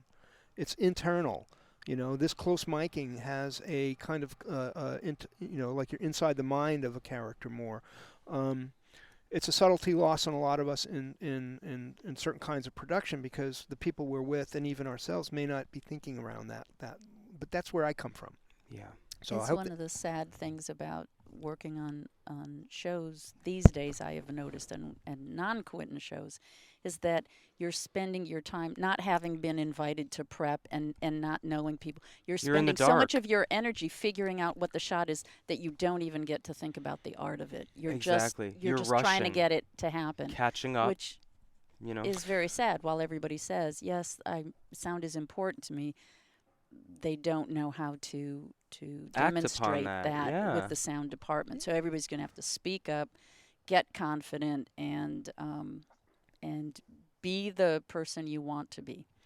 The best training I think a sound person can have these days is, and I'm so grateful, is documentary work. If you've done, I had 10 years of documentary work before I was really getting established in narrative, and that stuff, you're a one-man or one-person band that is solving things over and over and over and over again while you're integrating with, it might be a three-person crew. Right. You're the camera assistant, you're the grip, you're really learning filmmaking at the ground level, at the gut level, and those solution-based things that you do begin to sort of train that part of your brain for spontaneous response, improvisational response to solutions, and start training your ear to hear the character, hear the person, and hear, because at the bottom in those environments, it's like the baseline is, did I get it? Yeah, for sure. And at the other extremity of the paradigm is, does this really meticulously reflect the aesthetic that's applied here? This is not the enemy of this, and this is not the enemy of that. They got to work together, and you're always going to be moving up and down that line. Yeah. Always moving up and down that line. So don't come with that preset ideology. Saying no to the director is a bad idea. Yeah. But lying to the director is a bad idea too. It's probably worse. I need another take. What do you mean? I can do better. I didn't like what it was. Okay, don't do that every day, every shot, but exactly. But you build trust, and you're being honest and forthright, and you're speaking truth to power, and you get respected and recognized for being, being part of the team and not somebody that's always on defense. Amen. Amen. You have How a was it question? like working with Bob Richardson Dp? I love the guy. We now are in I guess it's almost 18-year relation. Maybe it's 15 years. We've done a lot of movies together, 6 or 7. And I think he's one of the most talented directors of photography on the planet. I've had some really good fortune. I've worked with Caleb Deschanel. I've worked with Russell Carpenter. I've worked with Chris Menges. I've worked with, Lindley. A lot of people. Lindley, Prieto. There are many really fabulous cinematographers out there. And the good ones are filmmakers. They're not DPs. They're not, that's their first chair violin maybe, but they're filmmakers. And Bob is the ultimate filmmaker. He is never about himself and the territory of cinematography. He's always about the cinematography in support of the character. Same place I'm coming from. Brilliant. He's an artist. Seems like a great team. And, and like all artists, the expectation to have around you people who are up to that level is a reasonable expectation. Because when you have great players playing together, there's nothing more fun because everybody is superb at their thing, and now they're flying, instead of struggling or scraping to be just at level. You want that's a base level. You want to be up here. Yeah. Playing those wild improvisational, solos are, they don't come every day, and when they do, you want to be, in the game to appreciate and reciprocate. And Bob's at that level. I love him to death. It's my favorite. I mean, I've had some really good fortune with lots of people, but I love working with Bob. Awesome. Can't speak highly enough of his the quality of his Gorgeous work. lighting. Yeah. I mean, every shot is. And he's a friend of all the painting. departments. Yeah. He's not like, he's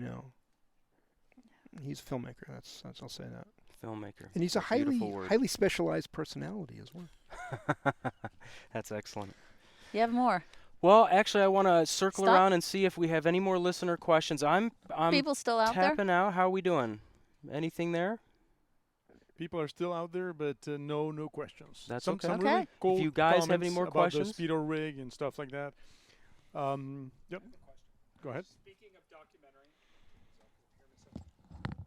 and that's okay.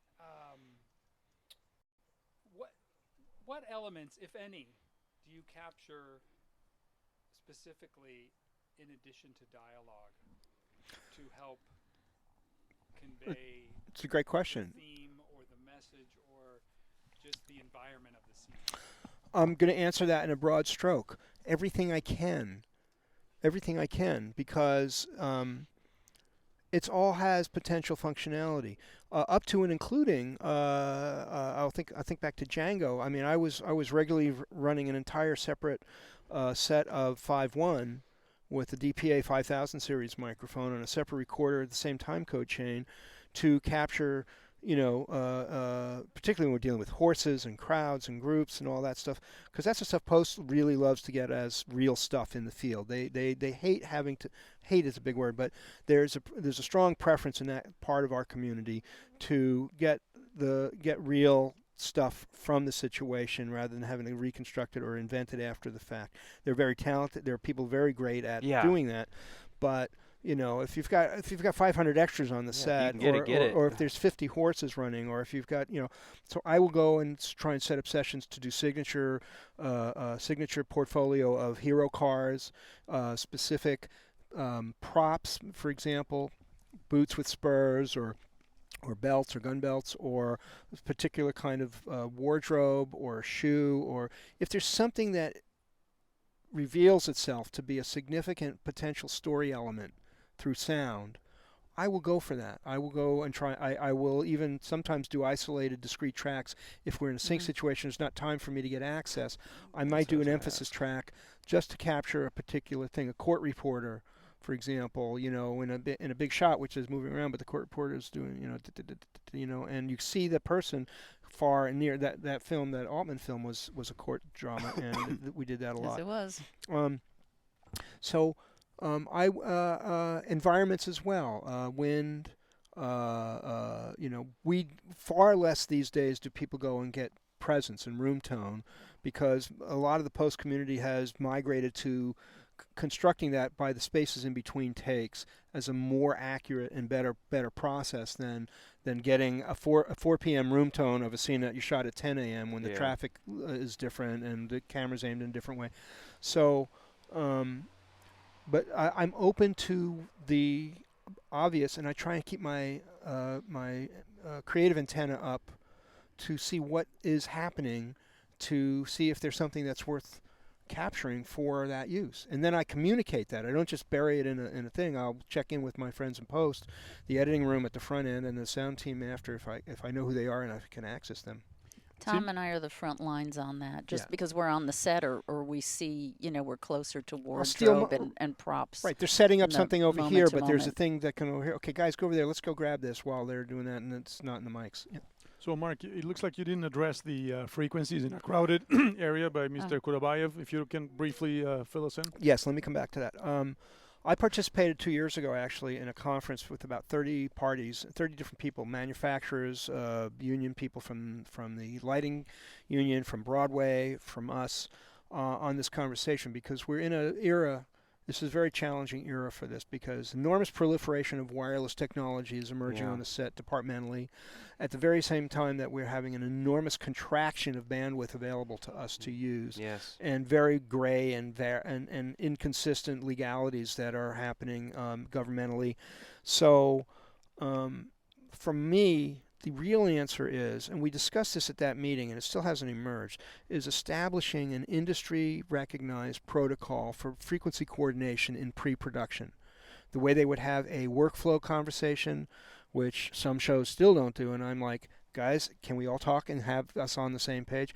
Frequency coordination should really be a prerequisite for production in general, because of all the different issues.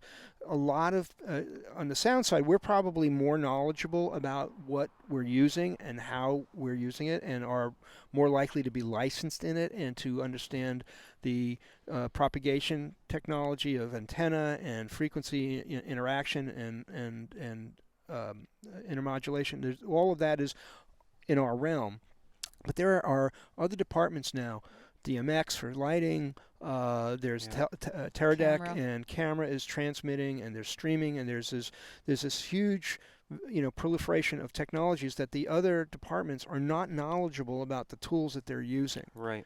They're coming off of a rental house. They might have been goosed up illegally. Yeah. It might be a product from a manufacturer whose philosophy is the most powerful is best, which has revealed itself in that meeting I talked about. The real lesson comes from Broadway. The guys on Broadway who do audio on Broadway long ago created an informal collaboration, because now you have these theaters side by side on one street that are doing 50, 60, 80 wireless mics, not even including comm and DMX lighting, Right. on a show shot side by side. Each. Each. How is it they don't kill each other? They talk to each other. They get together and they coordinate. The studios used to have it. We still have one or two studios here that are doing some frequency coordination. Tim Hawley's sort of the front end of that, but not so much. What's happened on the studios more often now is, people come there and they let them fight it out among themselves, and we'll get together and figure it out. But the issue is still in flux. We don't have a systemic protocol that is allowing us to be civilized with each other in terms of wireless uses on set, and it needs to emerge. That said, how do I play defense and recommend to others? Do your homework. Go scout the locations. Bring wireless with you in the bands that you're going to be operating in. Check time frame schedules. Check what's happening with the digital implementation in that area. Yep. Because all that stuff kicked in the past couple months. It's another reason It's that a you whole need new to go to ballgame. the scouts and be part of that pre-production. Stay on it and don't be shy in communicating your concerns with production about the vulnerability that production has, because it depends intensely on wireless in many ways, in ways that are not even obvious to those that are making the film. That if you come from the voice, listen, you guys are exposed. There's all kinds of changes going on here, and what seemed to be safe last year right now might not be functional, and that may mean you can't use radio mics here. And okay. We've made movies for 80 years without radio mics, and that's doable. It's a way, but it does change your method of approach and your assumptions about production. No, all the actors are not going to go get wired in the morning and show up in the thing and because they're not going to work. So you want to be ahead of the information flow so that you can be a respected communicator to your clients about that and to your own creative process. If you're going to be, hitting a brick wall, don't be surprised by the brick wall on day one and we're rolling. You don't want to be in that situation. So I like to say. Does that make it's better sense? Yeah, absolutely. I like to always say it's better to be proactive than reactive. Yeah. If you're proactive, you're a professional. You are working to. It's in the word. You need to be thinking ahead and playing chess, especially in our department. Blast, do you think we've answered his question with that response? I believe so. I don't know how to better answer Thank it. you for those questions. And guys, I think the way that I would like to end this is, letting you guys, speak once again, just each of you individually, about this movie and, anything that you would like to tell beginners that, would love to one of these days work on a movie like this caliber. How about you first? And I have a few things Well, to say. I'd like to explain that we had 2 boom operators on the shot, on the movie, working all the time. Tom was the key boom, but I also was on my stick probably 95% of the time. That's right. And then doing most of the wire work as well, or plants. The way that we work is that the boom operators watch the rehearsal, and then we choose the number and complement of microphones, and we decide how the shot will be laid out, and then we conference with Mark, and we divide up the territory, and who will do what, when, where, and we present that plan to Mark. So it's a very collaborative process, and we are on the front end of that microphone choosing. What did I learn from it? What was the question again? Well, even like such this, a big. This brings up a good, What do interesting question. And sorry, these questions might sound pompous, but I want to know, No. what is it like working with Mark? It's hard. Yeah. Yeah. Why? Because it's hard because he's got a whole job. He's mixing. I've worked with mixers who just record tracks and send it all off, or mixers who want to radio everybody. But he's pretty backed off that way, and it's up to us on the front end. It's hard because if I've tried strategies or something changes at the last minute and I'm not ready for a shot, or it requires something, it feels that it invades, everything going on back at the ranch. We have a front of house cart and a boom cart and things, and then he's sometimes not on the set, most of the times not on the set just because of where they are. So it just it's working at a high level, and there's usually just levels of politics and other things, so he's not an easy person. He's a generous person, and you learn a lot, but not always. And it's not even more than that. It's also just the role of the sound utility technician. I don't think as many people really understand, and through the nature of time, how much this role has adapted, how much it's changed. It's no huge. longer just get that cable. Well, I understand it was No. more than that, but now you literally need to understand RF spectrum and all of Yes. the technical aspects. I'm going to jump in here because Please do. Coordinating the frequencies. the utility sound technician, a term that replaced the misnomer of cable person in contracts and in other places for a very important reason, is not a learning training assistant position. It's most analogous to the best person or best boy, best girl in the grip or electric department or the first AC or second AC. This is a person who in many circumstances may be the most technically proficient person in the department. They're dealing with the ingress and outgress of gear, of maintaining supplies, of dealing with wrapping something down or setting something up before you got there. They should be proficient in mixing, actually. The good ones are multi-talented and multi-skilled in all the different aspects of it. The job is really the troubleshooter of the department, because the front end on the set in terms of the key boom operator and the mixer, we're dealing in the present moment intensely. We're also engaged in those other things, but functionally that utility sound person is the glue that keeps it all going. I'm always stunned, when people insist on a two-person. We don't do that, but it's such a loss of efficiency for the production, not just for the sound department, and it's expensive in ways that are, when you discuss the finances and not the politics, it becomes more clear. And I've had very successful conversations with people in production over the savings that they make by. Yeah, I find it kind of interesting that people, they reduce us down to a two-man crew and then they say waiting on sound when they're waiting on us, and it's because the communications have not been successful. Good. There's a predisposition in management that staffing is a prerogative that they don't want invaded by dictate from the people who they're hiring. And that's a philosophical position, but it's not necessarily looking at the nuts and bolts.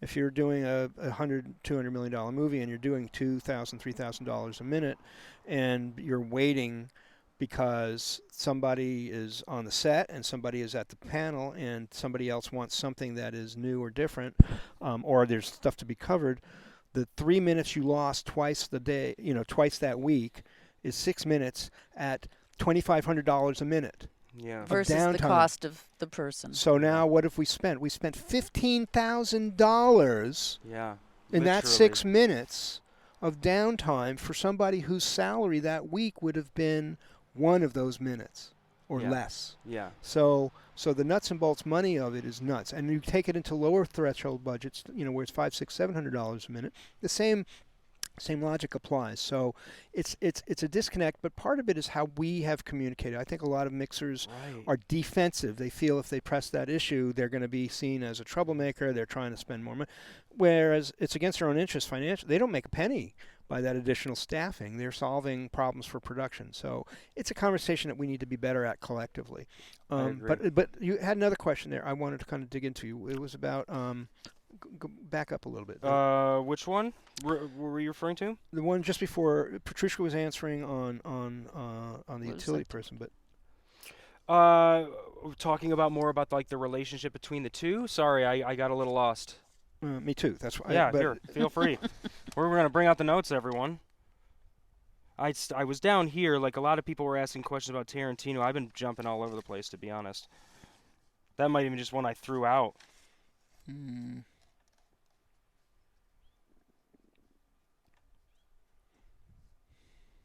I did have a question. I know that you brought Chris Howland in as a mixer for a few days. True. How was the transition of having a big movie like this? Was Quentin like, "What? You're leaving me?"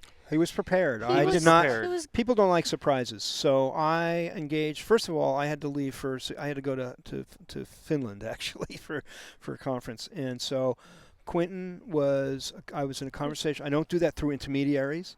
I was in a conversation with Quentin a month in advance, maybe even more. I said, this is a possibility. It's on these dates. Right now, these are the scenes that were scheduled for those days.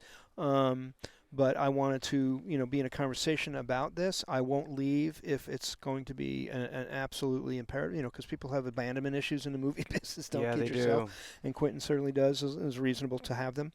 And as we moved closer in to those dates, and we got more and more, defined about what we will and won't be doing. I was keeping Chris informed about the specifics of what we had done before, how we're going to approach this. If there were some continuity issues in terms of continuation of stuff I had done, and he was a very avid student. Chris is very experienced and very, very solid, and I brought him into. First of all, we had the rest of the team would still be on the set running the front end. So there wouldn't be no shift in terms of the actor's experience. And I brought Chris well in advance to introduce and meet and say, Quentin, this is who I'm going to have cover me for these days. These are the days that we're going to, you do it professionally. And even at that point, if there's some issue about that, then I might not have gone to that thing, because if we had shifted into something that was had less ability to be prepared for, I wouldn't have left the director in that circumstance. I don't, but this was a very collegial, professional thing, and he supports the fact that it was a teaching situation for me. That he knows I'm dedicated to that. He's always supported that, and so it worked out fine. But that's how you don't just say, hey, I'm Chris gone tomorrow. came for half a day to just watch everybody and get to meet everybody, and then that's good. It turned out that. One of the days or two of the days was the Sharon Tate in the movie theater. So aside from coordinating, playing back the with the clips, projectionist, the projection, all that stuff, we worked that out well in advance. Yeah. So and then Tom and I were heavy on the front end, so that Quentin never really felt it. Yeah, which is how you do it. You got to make sure you got to have a great team in the first place, where everyone takes the responsibility of their own delegated area, and then they know how to, play together. Absolutely. Yeah. There was something else, but I can't. Yeah, I don't know. We talked about so many things, I can't even remember. And there's so much more. Yeah. Well, regardless. How people starting careers. That's what you were saying. Yes, yes. Okay. I think I can do this in a fairly tight nutshell. First. I'll go all day, everyone. I don't mind. I'm here all day. This is my house. They have to leave, No, not it's an me. important thing. This is an important thing. It's, this is not a career where you spend, 2 months or 2 weeks learning how to do this and you got it. This is a lifelong commitment, this work. It's an absolute, passion. And if you don't feel that passion, maybe it's not a good idea to go forward in it. Because I think for me, the key to happiness in life is doing what you love. Yes. And if you feel a prisoner to your daily activity, you're living in hell, and that's not a good way to live and spend the days of your life, because that's really all that we have of the days, the time we have. It's not how much money we have or how powerful we are. It's the time is your largest and most significant and ever shrinking asset. Yeah. So be coming from that place, commitment, conviction, and passion, and let that drive the bus. But at the same time, and this is something over time that really became really clear to me, and we've made a film about it actually. You also have to balance that with the rest of your life. Yeah. You have to show up for the other parts of your life. You got to show up for your marriage. You've got to show up for your kids. You don't want your teenagers to not recognize you when you come through the door. You have to find a way, and it's really difficult in the film business because we're nuts in terms of how we apply our time to the process. To do that. So be aware that if you drive it completely out of balance for a long enough time, damage will occur to you and your life. So if you can sort of, figure that out, and each person's got a different set of how to figure that out. There's not one set of guidelines for that. Got to have that healthy cycle. Love what you do. Come from a loving place. Try not to judge. That's the hardest part. And remember, you're not responsible for the choices of others. But do this with absolute commitment. Otherwise, don't do it. Yeah. Beautiful. I love it.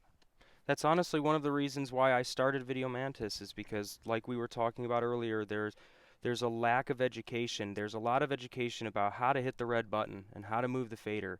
But all the things that we're talking about, that not a lot of people have that perspective yet. I want to open the door to more people and to bridge that gap between the students and the professionals, so we can really push this technology, well, not the technology, just the theory of sound into the next level of what we all do. By all means, we're kind of a invisible community in a visual medium. Yes. And we're part of that conversation, though. We should not be passive about it. And at the end of the day, we're responsible for our own situation. At the end of the day, and being anger and fear will block your thinking. Yes, it will. They won't solve stuff. You've got to sort of have a path that works for you. I'll quote my dad, you got to have a system. Systems right? are good. Got to have a system. And that's about education. It's about keeping healthy, get enough sleep, exercise.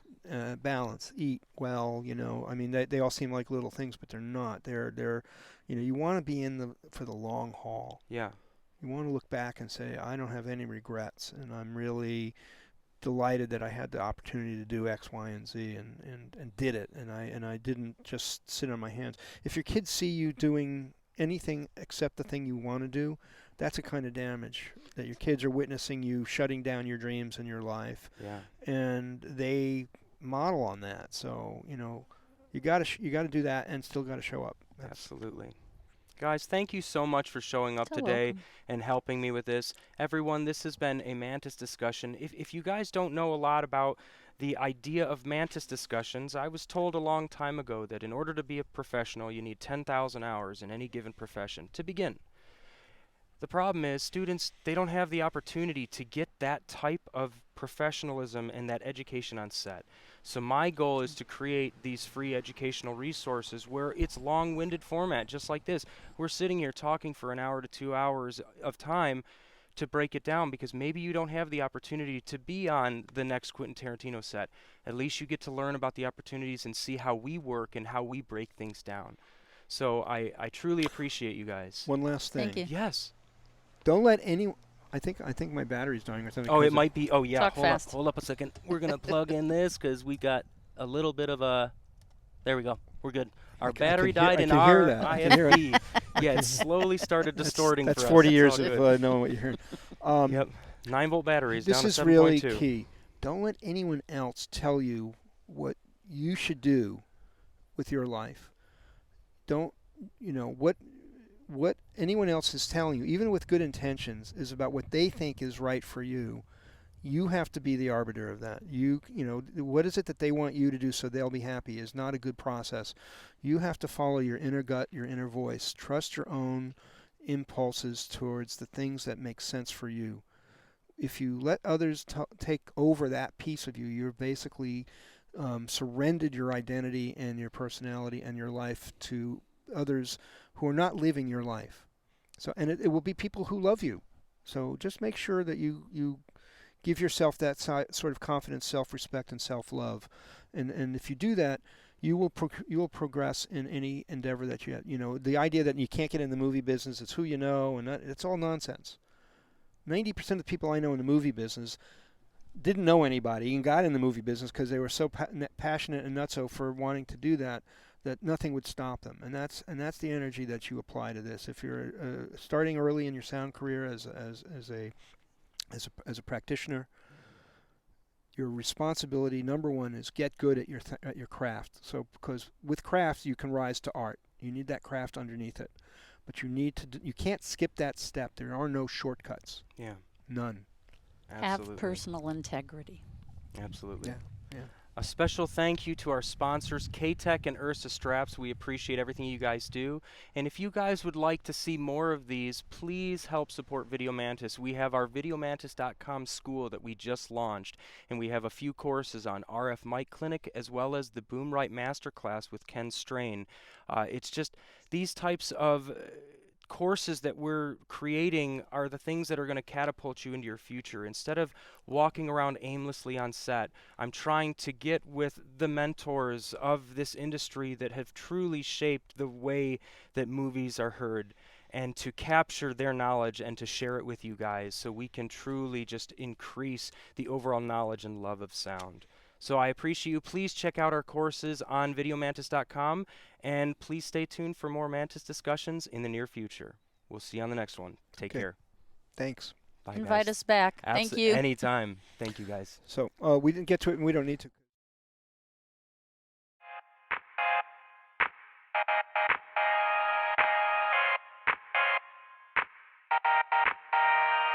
Hello everyone, this is Thomas Pop from Video Mantis, and I'm joined with my good friend Ken Strain, who has created a course that's geared towards boom operators in the beginning to intermediate level. It's called Boom Right Masterclass. Ken, why don't you tell us a little bit more about yourself? Well, I've been booming since 1993, and I started out doing non-union features and then progressed into television. So most of my career has been working in very fast-paced television environments, and then I sprinkled it in with some features every now and then when I can. They're a nice little like break from television. But television is really where you learn the hard knocks, and you really have to dial in your skills and understanding because there's no time, and there is multiple cameras, and you're moving very quickly, and everything has to sound good the first time. They don't have a big budget to like replace all the dialogue. So if it's not working on, they will get rid of you. No problem. So it is a very like pressure environment to be working, especially on a big TV show like House or Lost that, has very challenging environments, big counts of cast, and, the expectation is to perform, So these are the places where your skill, your experience, your understanding really comes into play, and you will learn things on these kinds of shows too, And features have their own challenges that are interesting, but you have more time to deal with them, which is kind of nice, Ken, one of the things that made me start Video Mantis in the past was the fact that there's a lack of sound knowledge out there that really just drives truth into what we do. And those skills are something that aren't taught in a lot of these groups online and places where people are getting their information. Right. And film schools don't really teach it either because no one wants to do sound. Everyone wants to direct. Exactly. So, I'm kind of bringing sort of a niche of the boom operator, which is where the sound starts. We're the guys right on set, men, women, right on set, picking up the sound. This is the place where mistakes are first felt all the way down the chain. So it's good to dial this part of it in and make this part solid and easy to do, So I agree. So what makes a successful boom operator? On one hand, one can say that being a boom operator is about holding a microphone over an actor's head. Right. That is the most basic definition of being a boom operator. But what we really strive to be is sound people who are bringing like more than just a mic over an actor's head, but balancing dialogue and dealing with weird acoustics. And we work in less than ideal conditions all the time. That's where our listening and our experience comes into play, because less than ideal conditions, which are basically all the time, make the job the fun and challenge that it is, you know. Exactly. So, you know, I would say a successful boom operator is one who can do the job with relative ease, is interfaces well with the crew, is friendly to work with, and handles situations and problems with calmness. You get those elements together and you will have success. People will call you. And you'll know you're successful when you're turning down jobs because you have too many jobs. And you're like, I can't do that job, I can't do that job. And you know, okay, I've achieved some success here, you know? So Ken, why don't you break down this course a little more and tell people what they're going to be getting into? The way I've broken the course down is we start with the equipment. So I cover that for about an hour of just how to set everything up. And that way you have the most success. The importance of the equipment is key to how I work. And then the next part is physically being a boom operator. How to hold the pole, move the pole, adjust for different things. Actors, blocking, all the different situations we find. I show you how to get through it in a very efficient, easy way. And then the next part is how we function on set. And I even throw in a few wiring tricks, my old wiring tricks that I've used for years that I've had a lot of success with. So, but the primary part of the third part is how to work with the crew and how to get what you need from the crew, from everyone around you, and the actors, everything. Just how to work with everybody. Ken, I've been doing this for 15 years and I still learned things from this course. Who is this course for? This course is basically for anyone who holds a boom pole, and even if they've just started, like doing like student films, you know, new. You can be brand new, but you've tried this. You've held a boom pole and you've decided you're gonna try this, maybe do a short film, all the way to 10 years.